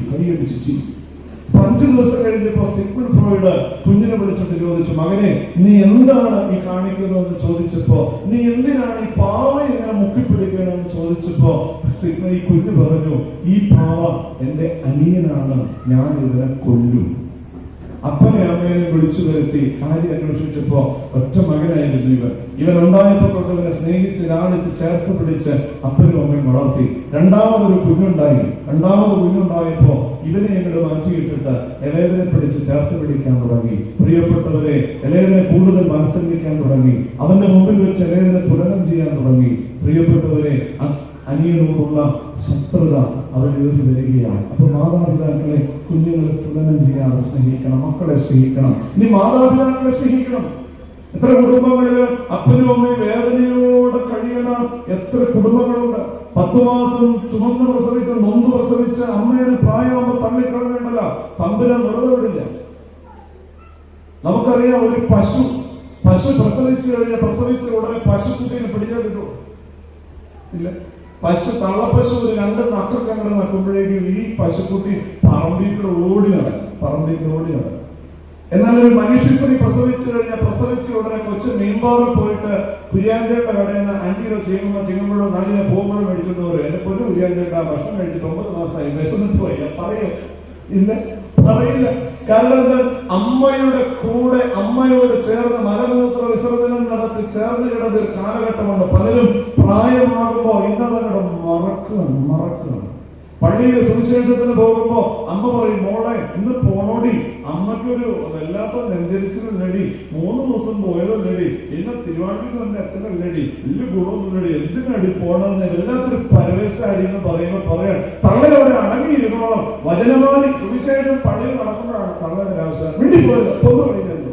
എന്നിട്ട് പള്ളിയിലേക്ക് ഇങ്ങോട്ട് വന്നിട്ട് വേദോത്സവങ്ങൾ എടുത്തിട്ട് സ്നേഹത്തിലൂടെ എല്ലാം കാണുവാൻ പണം പിടിക്കും. ഇച്ചിരി ബുദ്ധിമുട്ടാണ്. പ്രഭാഷകന്റെ പുസ്തകം 7:12 നിന്റെ അപ്പനും അമ്മയും ഇല്ലാതിരുന്നെങ്കിൽ നീയും ഉണ്ടാകുമായിരുന്നില്ല എന്ന് നീ ഓർക്കണം. ബർണബാസിന്റെ പുസ്തകം 3:2 നിന്റെ അപ്പന്റെ അനുഗ്രഹം നിന്നെ അത്യുന്നതങ്ങളിൽ എത്തിക്കും, അമ്മയുടെ ശാപം നിന്നെ വേരോടെ പറിക്കും. നാം എന്തെങ്കിലും ആയിട്ടുണ്ടെങ്കിൽ അപ്പന്റെ അമ്മയുടെ പ്രാർത്ഥനയുടെ ഫലമാണെന്ന് മറന്നു പോവുകയാണ്. അച്ഛൻ എന്നിവിടെ നിൽക്കണ്ടെങ്കിൽ എന്റെ അപ്പനും അമ്മയുടെ കണ്ണുനീരിന്റെ ഫലമാണ് ഞാനെന്ന് പൂർണ്ണമായി വിശ്വസിക്കുമ്പോ അവർ എന്റെ വാക്കുകൊണ്ടോ നോട്ടം കൊണ്ടോ പ്രവൃത്തി കൊണ്ടോ ഞാൻ തള്ളിപ്പറഞ്ഞാൽ എന്റെ ജീവിതം എന്തായിത്തീരും? പ്രിയപ്പെട്ടവരെ, നിന്റെ അപ്പനെ അമ്മയെ ചേർത്ത് പിടിക്കണം. ഒരു തുള്ളി കണ്ണുനീര് നമ്മുടെ വാക്കുകൊണ്ട്, നമ്മുടെ പ്രവൃത്തി കൊണ്ട് നിന്റെ അപ്പന്റെ അമ്മയുടെ കണ്ണിൽ നിന്ന് വീണിട്ടുണ്ടെങ്കിൽ, അവരുടെ ഹൃദയം വേദനിച്ചിട്ടുണ്ടെങ്കിൽ, ഇവിടെ വെച്ച് നമ്മുടെ മക്കളിൽ നിന്ന് ആ വേദന നമ്മൾ അനുഭവിക്കാതെ ഇവിടെ നിന്ന് കർത്താവ് പറിച്ചു നടില്ല. ആ അനുഭവിച്ച വേദന മുഴുവൻ ഇവിടെ വെച്ച് നമ്മൾ അനുഭവിക്കും എന്ന് നമ്മൾ തിരിച്ചറിയണം. ഭർത്താവിന്റെ അമ്മയായാലും ഭാര്യയുടെ അമ്മയായാലും അപ്പനായാലും സ്വന്തം മാതാപിതാക്കൾ പോലെ സേവിക്കാം. ചില വീട്ടില് ഭാര്യമാർക്ക് എന്ന് പറഞ്ഞു കഴിഞ്ഞാൽ സ്വന്തം അമ്മ എന്ന് കഴിഞ്ഞാൽ ഭയങ്കര സ്നേഹമാണ്. ഇവിടുത്തെ അല്ല, ഞാൻ വേറെ അല്ലെ. സ്വന്തം അമ്മ ഹോർലിക്സ് വേണം, ബൂസ്റ്റ് വേണം, കിസ്മിസ് വേണം. ഭർത്താവിന്റെ അമ്മ വന്നാലും മനുഷ്യ ആ തളനെ എന്തിനാ ഇപ്പൊ ഇവിടെ കെട്ടിയെടുക്കുന്നു? പിള്ളേരുണ്ടാകും നോക്കി അങ്ങനെ പറയും. നമ്മൾ ഓർത്തോളം പ്രിയപ്പെട്ടവരെ, മാതാപിതാക്കൾ പ്രതിഫലത്തോടുകൂടി തമ്പുരാൻ നൽകിയ ഒറ്റ കൽപ്പനയുള്ളൂ. ഏതാണ്? നിനക്ക് ദീർഘായുസ്, നിന്റെ തലമുറക്ക് നന്മ. ഒരു കണ്ടീഷൻ ചോദിക്കുകയാണ്, നിന്റെ അപ്പനെ അമ്മയെയും സ്നേഹിക്കുക, അനുസരിക്കുക. ഒരു വൃദ്ധമന്ദിരത്തില് ഒരു അമ്മയെ കൊണ്ടുപോയാക്കി, ഒരു മകൻ. ആ മകൻ ഓണത്തിന് പായസവും കാവത്തും പപ്പടവും ഉപ്പേരിയൊക്കെ ആയിട്ട് അമ്മേനെ കാണാൻ പോവുകയാണ്. ഭാര്യയുണ്ട്, ഒരു മകനുണ്ട്, ഒരു കുട്ടിക്കൊണ്ട് പോവുകയാണ്. അവിടെ ചെന്ന് അമ്മയുടെ മുറിയിലെത്തിയപ്പോ അമ്മ ഇങ്ങനെ കട്ടിലേൽ ഇരിക്കാം. അമ്മ മുകളിലേക്ക് നോക്കിയപ്പോ ഫാൻ ഇങ്ങനെ സ്പീഡ് കുറച്ച് പതുക്കെ കറങ്ങണം. അപ്പൊ അമ്മ മോനോട് പറഞ്ഞു, മോനെ ഈ ഫാനിന് സ്പീഡില്ല, നീ സ്പീഡുള്ള ഫാൻ ഒരെണ്ണം മേടിച്ചിടണമെന്ന് പറഞ്ഞപ്പോ ഇവൻ പറഞ്ഞു, അമ്മയ്ക്ക് സ്പീഡുള്ള ഫോൺ വേണ്ടല്ലോ, സ്പീഡുള്ള ഫാനിന്റെ ചോട്ടിൽ കിടന്ന് അമ്മ ഉറങ്ങാറില്ലല്ലോ, പിന്നെ എന്തിനാണ് സ്പീഡുള്ള ഫാൻ എന്ന് ചോദിച്ചപ്പോ അമ്മ പറഞ്ഞു, മോനെ അതല്ല, നാളെ നീ ഇവിടെ വരേണ്ടതല്ലേ, അപ്പൊ നിനക്ക് സ്പീഡുള്ള ഫാനിന്റെ ചോട്ടിൽ കിടന്നില്ലെങ്കിൽ ഉറക്കം വരില്ലെന്ന് അമ്മക്കറിയണം, അതുകൊണ്ടാണ്. അപ്പൊ ഇവന്റെ മടിയിലിരുന്ന ഇവന്റെ കൊച്ചു പറഞ്ഞു, ഞാൻ ഈ മുറിയില് AC വെച്ചു കൊടുക്കുന്നു. അപ്പൊ എന്താണ് ചോദിച്ചു പറഞ്ഞു, പപ്പയ്ക്ക് AC ഇല്ലാതെ ഉറക്കമില്ല. ഓർത്തോളം കൊടുത്ത കൊല്ലത്തല്ല, കുറുതി തന്നെ കിട്ടും. പിന്നെ ഞാൻ കൊല്ലത്തിന് പോകണില്ല. പ്രതിഫലത്തോടുകൂടി ദൈവം നൽകിയ ഏക കൽപ്പന, നിന്റെ അപ്പനെ അവനെ അനുസരിക്കുക. മരുമക്കളെ സ്നേഹിക്കണം. മരുമക്കളെ എത്ര വീട്ടില് മരുമക്കളെന്ന് വേദനയോടെ കഴിയണ, എത്ര മക്കളെ മരുമക്കളെ വേർതിരിച്ചു കഴിയണ എത്ര മാതാപിതാക്കളൊന്നുണ്ട്. അതും മാറണം. സ്നേഹിക്കണം, സ്നേഹിക്കണം. ഒരമ്മക്ക് ഒരാണൊരു പെണ്ണ് അമ്മയോട് ചോദിച്ചു, മോള് എങ്ങനെയാണ്, മോളുടെ കല്യാണം കഴിഞ്ഞാൽ എവിടെ എത്തിച്ചേക്കണേ? എന്റെ അച്ഛൻ പറയാതിരിക്കുകയല്ലേ, എന്ത് തങ്കപ്പെട്ട ചെറുക്കനാന്നറിയാം അവളെ കെട്ടിയേക്കണേ. അവളുടെ ഒരു ഭാഗ്യം, ഞങ്ങളുടെ ഒരു ഭാഗ്യം. ഒരു പണി പോലും അവളെ കൊണ്ട് എടുപ്പിക്കില്ല, എല്ലാ പണിയും അവൻ തന്നെയാണ് ചെയ്യുന്നത്. അത്രയ്ക്ക് സ്നേഹമാണ് അവളെ. അങ്ങനെ വാദോരാറ് പറഞ്ഞപ്പോ ചോദിച്ചു, മോന്റെ കല്യാണം കഴിഞ്ഞ? ഓ എന്റെ അച്ഛൻ പറയാതിരിക്കുക, ഒരു സാധനത്തിനെ കൊണ്ടുവന്നിട്ടുണ്ട്. എവിടെ നിന്ന് വന്നതാണ് ദൈവത്തിനറിയാം. പ്രിയപ്പെട്ടവരെ, മറ്റ് വീട്ടിൽ കയറി വരുന്ന മരുമക്കളെയും സ്നേഹിക്കാൻ സാധിക്കണം. മക്കളെ സ്നേഹിക്കണം. മക്കളുടെ പ്രായം കഴിഞ്ഞാൽ മക്കളുടെ സ്വാതന്ത്ര്യത്തിന് മക്കളെ വിട്ടുകൊടുക്കണം. കുടുംബജീവിതം ആരംഭിച്ചാൽ അവരുടെ സ്വാതന്ത്ര്യത്തിലേക്ക് അവരെ വിട്ടുകൊടുക്കണം. അവർക്കുള്ളതെല്ലാം ഭാഗിച്ചു കൊടുക്കണം. ഇപ്പോഴും പല കാരണന്മാർ ഇങ്ങനെ പിടിച്ചോണ്ടിരിക്കുക, കാരണം കൊടുക്കില്ല, പിള്ളേരെ കൊടുക്കില്ല. എന്നിട്ട് പിള്ളേരെ സ്നേഹിക്കണം എന്നൊരു കാര്യമുണ്ടോ? മക്കളെ സ്നേഹിച്ചോളാം. സ്നേഹിച്ചില്ലെങ്കിൽ ഓർത്തോളം വൃദ്ധമന്ദിരത്തിന്റെ നമ്പറൊക്കെ മക്കൾക്ക് കാണാപ്പാടാണ്. എവിടെയൊക്കെ വൃദ്ധമന്ദിരം ഉണ്ടെന്ന് മക്കൾക്കൊക്കെ കാണാപ്പാടാണ്. അതുകൊണ്ട് മക്കളോട് കളിക്കുമ്പോഴും നോക്കി കളിക്കണം. അപ്പൊ മാതാപിതാക്കളെ സ്നേഹിക്കണം, മരുമക്കളെ സ്നേഹിക്കണം. സ്നേഹത്തിലൂടെ സമാധാനത്തെ ജീവിതത്തിൽ പുനഃസ്ഥാപിക്കണം. ഒരു കാര്യം കൂടി പറഞ്ഞ് അവസാനിപ്പിക്കുകയാണ്. ഒരു ജീവിതത്തിൽ ഒരു വിശുദ്ധീകരണം ഉണ്ടാകണം. സമാധാനത്തെ ജീവിതത്തിൽ ഉൾക്കൊള്ളുവാൻ ഒരു വിശുദ്ധീകരണം ഉണ്ടാകണം. കുംഭസാരത്തിലൂടെ പാപങ്ങളെ ഏറ്റുപറഞ്ഞുപേക്ഷിച്ച് ഒരു വിശുദ്ധീകരണം പ്രാപിക്കണം. കണ്ണുനീരിന്റെ സ്നാനമായ, കണ്ണുനീരിന്റെ മാമോദീസയായ വിശുദ്ധ കുംഭസാരത്തിലൂടെ പാപങ്ങളെ ഏറ്റുപറയണം. നാളെ ഒരു വൈദ്യനോട് ചോദിച്ചു, എന്റെ അച്ഛൻ ഞങ്ങൾക്ക് ഈ കുംഭസാരിക്കാൻ വേറെ പള്ളിയിലാണ് പോകണം. എന്റെ അച്ഛനൊക്കെ വർഷങ്ങളായിട്ട് അറിയണം. എങ്ങനെ ഞാൻ എന്തെങ്കിലും ഒക്കെ പാപം പറഞ്ഞു കഴിഞ്ഞാൽ പിന്നെ വഴി കാണുമ്പോ അച്ഛൻ എടാ എന്നാലും പോകണം. പ്രിയപ്പെട്ടവരെന്ന് പ്രിയപ്പെട്ട പല ആളുകൾ തെറ്റിദ്ധരിപ്പിക്കുകയാണ്. നമ്മുടെ കുംഭസാര പിതാവിന്റെ അടുക്കൽ മുട്ടുകുത്തി പാപങ്ങൾ ഏറ്റുപറഞ്ഞാൽ നീ ദൈവത്തോടാണ് നിന്റെ പാപങ്ങൾ ഏറ്റുപറയുന്നത്. ആ പാപത്തെ ദൈവം ഏറ്റെടുത്ത പാപത്തിന് പരിഹാരം നൽകി പുരോഹിതനിലൂടെ പാപപരിഹാര പ്രാർത്ഥന നിവർത്തിച്ച് പിന്നീട് നിന്നെ മടക്കി കഴിച്ച് പിന്നീട് ആ പാപത്തെ പുരോഹിതൻ ഏറ്റെടുത്ത് നിന്നോട് പറഞ്ഞ് ആ പുരോഹിതൻ ശപിക്കപ്പെട്ടവനായി തീരും, ശപിക്കപ്പെട്ടവനായി തീരും. നീ നിന്റെ പാപങ്ങൾ ഏറ്റുപറഞ്ഞ് ദൈവത്തോട് പാപങ്ങൾ ഏറ്റുപറയുന്നെങ്കിൽ ദൈവത്തിനും നിനക്കുമിടയിൽ മധ്യസ്ഥനായി നിലനിന്ന പുരോഹിതൻ നിനക്ക് വേണ്ടി ദൈവസന്നിധിയിൽ നിന്ന് പ്രാർത്ഥിച്ച് പാപമോചനം നൽകുകയാണ്. പാപങ്ങളെ ഏറ്റുപറഞ്ഞപേക്ഷിക്കണം. ശുദ്ധവെള്ള ഉൽപ്പത്തി പുസ്തകം 32-ാം അധ്യായം 12 മുതലുള്ള ഭാഗ്യം. പെനിയേൽ എന്ന വാക്ക് ദൈവത്തോട് മുഖാമുഖം അർത്ഥമുള്ള പെനിയേൽ എന്ന് പറയുന്ന സ്ഥലത്ത് യാക്കോബിനെ വിളിച്ചിട്ട് ദൈവം പറഞ്ഞു, നിന്റെ പേരെന്താണ്? പേരറിയാൻ പാടില്ലാഞ്ഞിട്ടല്ല, ചോദിച്ചു നിന്റെ പേരെന്താണ്? യാക്കോബ് പറഞ്ഞു യാക്കോബ്. എന്തിനാണ് ദൈവം യാക്കോബിനെ കൊണ്ട് അവന്റെ പേര് പറയിപ്പിച്ചത്? വർഷങ്ങൾക്ക് മുമ്പ് അപ്പന്റെ മുമ്പിൽ പേര് മാറ്റി പറഞ്ഞ് അനുഗ്രഹം വാങ്ങിച്ച യാക്കോബിനെ അവന്റെ പാപത്തെ കുറിച്ച് അവന്റെ അധരത്തിലൂടെ ഏറ്റുപറയിപ്പിച്ച ദൈവം തിരിച്ചു പറഞ്ഞു, ഇനി മുതൽ നീ ഇസ്രായേൽ എന്നറിയപ്പെടും. ശുദ്ധവെള്ള ലൂക്കോസ് 19-ാം അധ്യായം 1 മുതലുള്ള ഭാഗം. ചുങ്കക്കാരനായ സക്കായിയെ കാട്ടത്തിയുടെ മുകളിൽ നിന്ന് പിടിച്ചിറക്കി ദൈവം കാട്ടത്തെ സക്കായിയുടെ കരത്തിലേക്ക് സ്വന്തം കര ചേർത്ത് പിടിച്ചിട്ട് പറഞ്ഞു, സക്കായി ഇന്ന് ഞാൻ നിന്റെ വീട്ടിൽ താമസിക്കാൻ പോകുന്നു എന്ന് പറഞ്ഞപ്പോ സക്കായി പറഞ്ഞു, ഞാൻ അവിഹിതമായി സമ്പാദിച്ചിട്ടുണ്ട്, 4 ഇരട്ടി മടക്കി കൊടുത്തുകൊണ്ട് കർത്താവിന്റെ മുമ്പിൽ നടുറോഡിൽ ഒരു കുംഭസാരം നടത്തിയ സക്കായിയോട് പറഞ്ഞു, നീ അബ്രഹാമിന്റെ മകനാകിയാൽ നിന്റെ കുടുംബത്തിന് രക്ഷ വന്നിരിക്കുന്നു. യേശുവിന്റെ കരത്തോടെ സക്കായിയുടെ കരം ചേർത്ത് വെച്ചപ്പോ പിടിച്ചു വലിച്ചുകൊണ്ടിരുന്ന കരങ്ങൾ കൊടുത്തു തീർക്കുന്ന കരങ്ങളായി മാറ്റപ്പെട്ടു. ശുദ്ധവെള്ളത്തായ സുവിശേഷം 21-ാം അധ്യായം 3 മുതലുള്ള വാക്യം. നിങ്ങൾ ചെല്ലുമ്പോൾ കെട്ടിയിട്ടിരിക്കുന്ന കഴുതക്കുട്ടിയെ കാണും. ശിഷ്യന്മാർ കഴുതക്കുട്ടിയെ അഴിച്ചു, അതിന്റെ മേൽ വസ്ത്രങ്ങൾ വിരിക്കപ്പെട്ടു, അലങ്കരിക്കപ്പെട്ട നിരത്തിലൂടെ കഴുത നടത്തപ്പെട്ടു തീർന്നില്ല. യേശു അതിന്റെ വാഹനങ്ങളിൽ പ്രിയപ്പെട്ടവരെ കെട്ടപ്പെട്ട അവസ്ഥയിൽ നിന്ന് കഴുത എഴിഞ്ഞപ്പോൾ അത് ഹീനമൃഗമായിരുന്നവൻ മാനിക്കപ്പെട്ടു. ചുങ്കക്കാരനായ സക്കായിയെ യേശുവിന്റെ കരത്തോട് ചേർത്ത് വെക്കപ്പെട്ടപ്പോ തെറ്റിനെ കുറിച്ച് ഏറ്റുപറഞ്ഞ് വിലപിച്ചപ്പോ അവന്റെ ഭവനം രക്ഷ പ്രാപിച്ചു.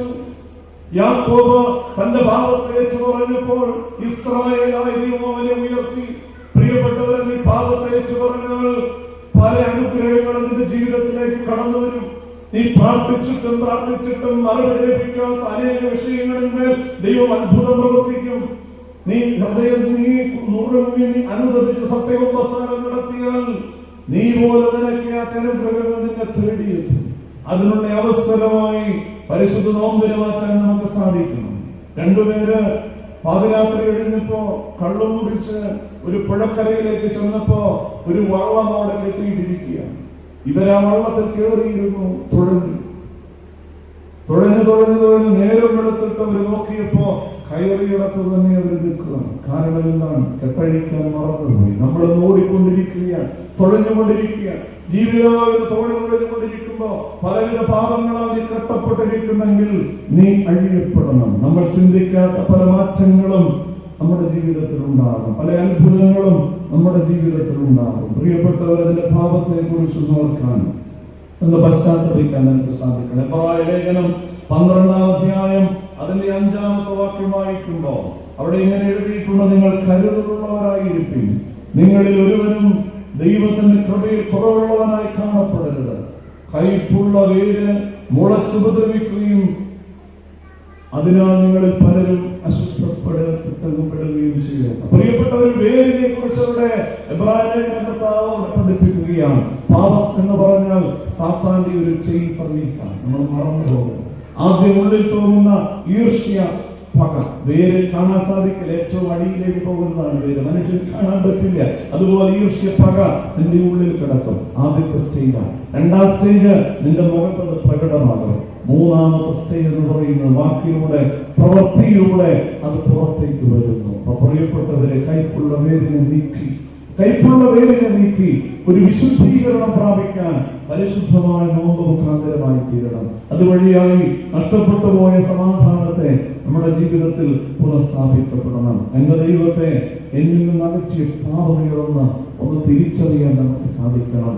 നഷ്ടപ്പെട്ടു പോയ സമാധാനം നിന്റെ തൊഴിൽ മേഖലകളിൽ, നിന്റെ കുടുംബത്തിൽ, നിന്റെ വ്യക്തി ജീവിതത്തിൽ, നിന്റെ കുഞ്ഞുങ്ങളുമായുള്ള ബന്ധത്തിൽ, ഭാര്യാഭർത്തൃ ബന്ധത്തിൽ സമാധാനം നഷ്ടപ്പെട്ടു പോയിട്ടുണ്ടെങ്കിൽ പ്രാർത്ഥനയിലൂടെ, വിശ്വാസത്തിലൂടെ, സ്നേഹത്തിലൂടെ, വിശുദ്ധിയിലൂടെ ആ സമാധാനത്തെ പുനഃസ്ഥാപിക്കാൻ നമുക്ക് കഴിയണം. എന്റെ സമാധാനം ഞാൻ നിങ്ങൾക്ക് തന്നിച്ചു പോകുന്നു. ഇത് ലോകം തരുന്നത് പോലെയല്ല. കണ്ണുകളടക്കം പ്രാർത്ഥിക്കണം.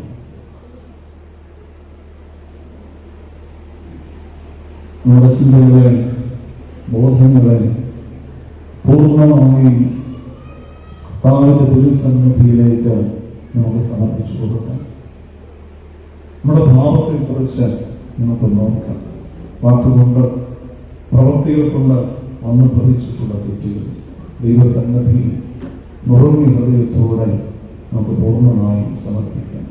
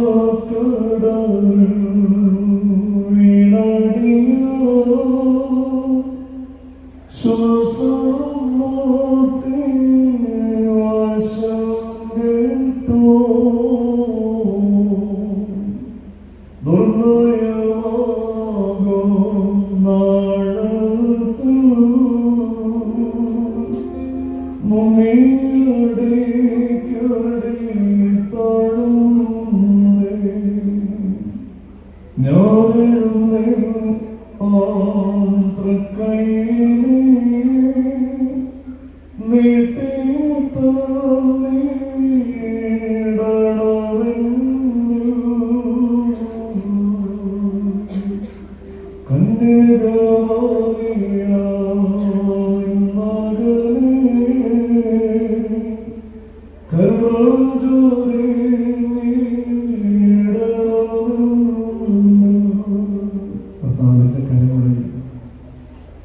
പൂർണ്ണമായി നമ്മെ തന്നെ സമർപ്പിക്കാം. കന്യകയിലൂടെ ലോകത്തിന്റെ പാപത്തിന് പരിഹാരമാകുവാൻ ഈ ഭൂമിയിലേക്ക് അവതരിച്ച് മനുഷ്യനായി പിറന്ന കർത്താവ് 33 വയസ്സ് വരെ ഈ ലോകത്തിൽ താമസിച്ചു. അനേകർക്ക് സൗഖ്യം കൊടുത്തു. ആശ്വാസത്തിന്റെ കരസ്പർശനത്താൽ അനേകരെ സ്പർശിച്ചു. പീലാത്തോസിന്റെ അരണിയിൽ, ഹെരോദോസിന്റെ കൊട്ടാരത്തിൽ പടയാളികളാൽ പിടിക്കപ്പെട്ട അനുസരണമുള്ള കുഞ്ഞാടിനെ പോലെ യേശുദാനിന്നു. പീലാത്തോസ് അതിന്റെ ചാട്ടവാറും കഴിക്കാൻ വിധിയെഴുതുന്നു.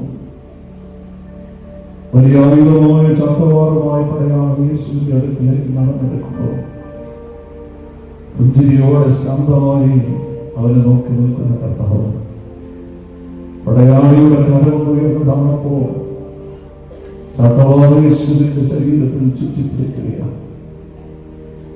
കലിയടങ്ങാത്ത പടയാളി ശക്തിയോടെ ചാട്ടവാറ് പുറകിലേക്ക് വലിക്കുമ്പോൾ പച്ചയായ മാംസകഷ്ണങ്ങൾ രക്തത്തോടുകൂടി പുറത്തേക്ക് ചേർന്ന് പറിക്കുകയാണ്. കൂർത്ത മുള്ളുകളോടുകൂടി മുൻകിരീടം കർത്താവിൽ തലയിൽ അടിച്ചടക്കി അവന്റെ തല പൊട്ടി രക്തം നിലത്തെ വിറ്റിട്ട് വീണു. അവന്റെ മുഖത്തിരിച്ച് തുപ്പലവന്റെ മുഖത്ത് പതിപ്പിച്ച് അപവാദവും കയറിക്കൊണ്ട് യേശുദാൻ അമ്മയായ മനുഷ്യന്റെ മുമ്പിൽ നിൽക്കുകയാണ്. കഠിനമായ വേദനയാൽ തൂണിന്മേൽ കെട്ടിപ്പിടിച്ചവൻ കരഞ്ഞു. ഭാരവേറിയ കുരിശുമായി യേശു കാൽവരിയിലേക്ക് നടന്നു. കുരിശിന്റെ ഭാരത്താൽ മുറിവിന്റെ വേദനയാൽ അവൻ ഇടറി വീഴുന്നുണ്ട്. ഓരോ വീഴ്ചയും പടയാളിയുടെ ക്രൂരമായ കരം അവനെ സ്പർശിച്ചു പോകുന്നു. കർത്താവ് കുരിശുമായി മണിയും കൂടാതെ കാൽവരിയിലേക്ക് കയറിപ്പോയപ്പോൾ പടയാളി അവരിൽ നിന്ന് കുരിശു വാങ്ങി നിരത്തി വെച്ച് യേശുവിന്റെ കൈകൾ വിരിച്ച് കാലുകൾ പിണച്ച് കുരിശുമേൽ കിടത്തി. ആകാശത്തിൽ നോക്കി കിടക്കുന്ന അരിമണാഥൻ പടയാളി കാലിരുമ്പാണിയെടുത്ത് കൈത്തണ്ടയിലേക്ക് വെച്ച് ചുറ്റിക്കൊണ്ടാഞ്ഞിരിക്കുമ്പോൾ അവന്റെ പച്ചയായ ശരീരം തുളച്ച് ആ തടി കഷ്ണത്തിലേക്ക് കയറുമ്പോൾ എത്രമാത്രം വേദന അവനവിടെ അനുഭവിച്ചിട്ടുണ്ടാകും. കുരിശ് പടയാളികളാണ് കുഴിയിലിട്ട് 3 ആളുകൾ യേശുവിന്റെ ശരീരം വലിഞ്ഞുറങ്ങി. ചുട്ടുകൊള്ളുന്ന വെയിലത്ത് വലിച്ചു വെള്ളത്തിനായി അവൻ ദാഹിച്ചപ്പോൾ ധനിക്കുന്ന ആത്മാവെ ആകാശത്തെ ഭൂമിയെ വാക്കാൽ ചതച്ചു, സമുദ്രങ്ങളെ ജലാശയങ്ങളെ വാക്കാൽ ചതച്ചു, സൂര്യനെ ചന്ദ്രനെ സൃഷ്ടിച്ചു. നഗ്നനായി ആകാശത്തിനും ഭൂമിക്കും മധ്യേ തൂങ്ങിക്കിടക്കുന്നു.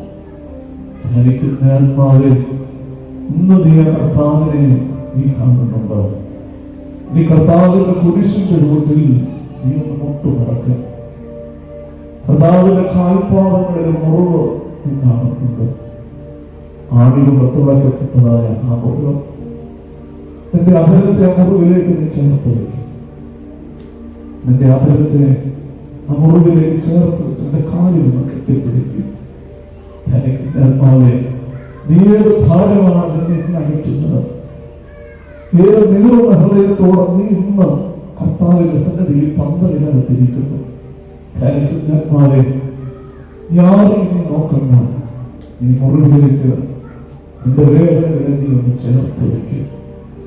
നീ രോഗിയാണോ? നിന്റെ രോഗത്തെ നീ ചേർക്കാം. കുടുംബത്തിന്റെ തകർച്ചകളിൽ നീ ഭാരപ്പെടുന്നു, നീ മുറിവിലേക്ക് ഒന്ന് ചേർത്ത് വയ്ക്കുക. ജീവിത നൈരാശ്യം സംഭവിച്ചവരാണോ? ചേർത്ത് വയ്ക്കും. മക്കളെ ചൊല്ലി ഭാരപ്പെടുന്നത്, ഒരു ജോലിക്ക് വേണ്ടി ആഗ്രഹിക്കുന്നത്, കുഞ്ഞുങ്ങളുടെ തൊഴിലിന് വേണ്ടി, പരീക്ഷയുടെ വിജയത്തിന് വേണ്ടി ആഗ്രഹിക്കുന്നത്, ഞാൻ മുറിവിലേക്ക് ചേർത്ത് വെച്ചു. എന്റെ ആവശ്യങ്ങൾ ഹൃദയം തുറന്നു കാരുണ്യവാനായ കർത്താവേ, നീ ഞങ്ങളെ സ്നേഹിക്കുന്നവനാണെന്ന് പൂർണ്ണമായി ഞാൻ വിശ്വസിക്കുന്നു. കർത്താവേ, രോഗികളുടെ സൗഖ്യം കൊടുക്കുന്ന ദിവസമായി മാറുന്നു. കർത്താവ് വേദനകളിലും ഭാരങ്ങളിലും തളർന്നു പോകാതെ പോലെ അവന്റെ ശക്തിയിൽ ബലപ്പെടാൻ ഞങ്ങൾക്കുള്ള കൃപ നൽകണമെന്ന് പ്രാർത്ഥിക്കുന്നു. കർത്താവേ, എല്ലാ കുടുംബങ്ങളെയും സമർപ്പിക്കുന്നു. പരീക്ഷ എഴുതി വസന്തനായി കാത്തിരിക്കുന്ന കുഞ്ഞുങ്ങൾ, പരീക്ഷ എഴുതിക്കൊണ്ടിരിക്കുന്ന കുഞ്ഞുങ്ങൾ, രോഗങ്ങളിൽ നിന്നും മോനാരിഷ്ടങ്ങളിൽ നിന്നും അവരെ കാത്ത് സംരക്ഷിച്ചു കൊള്ളണമേ. കർത്താവേ, വൃദ്ധരായവർക്ക് ബലവും ശക്തിയും കൊടുക്കണമേ. കർത്താവേ, ഇടവകയെ അനുഗ്രഹിക്കണമേ. അച്ഛനെ സമർപ്പിച്ച് പ്രാർത്ഥിക്കുന്നു, ഭരണസമിതിയെ സമർപ്പിച്ച് പ്രാർത്ഥിക്കുന്നു. കർത്താവിനെ നിർത്തിയിരിക്കുന്നു, തിരിയാത്ത സ്നേഹങ്ങളോട് കൂടെ ഇരിക്കണമേ. യേശുവിനുള്ള കഥകൾ പന്തൽ പോലെ നിങ്ങളുടെ തലയ്ക്ക് മുകളിൽ വിരിച്ചിരിക്കണമേ. പിതാവിന്റെയും പുത്രന്റെയും പരിശുദ്ധരുടെ നാമത്തിൽ തന്നെ ആമേൻ. വളരെ അനുഗ്രഹീതമായ സ്ഥലത്ത് അല്പസമയം നിങ്ങളോട് പ്രചരിപ്പാൻ ദൈവത്തെ നന്ദി നല്ല ഹൃദയത്തോടെ വാഴ്ത്തപ്പെടുത്തി പ്രിയപ്പെട്ട ജിബി അച്ഛനോട്, പള്ളിയുടെ സെക്രട്ടറി, പള്ളിയുടെ മാനേജ്മെന്റ് മറ്റ് അംഗങ്ങൾ, ഭക്തസംഘടന പ്രവർത്തകർ എല്ലാവരോടും നന്ദി അറിയിച്ച് വാക്കുകളോട് സ്നേഹിക്കുന്നു. ദൈവം അനുഗ്രഹിക്കും.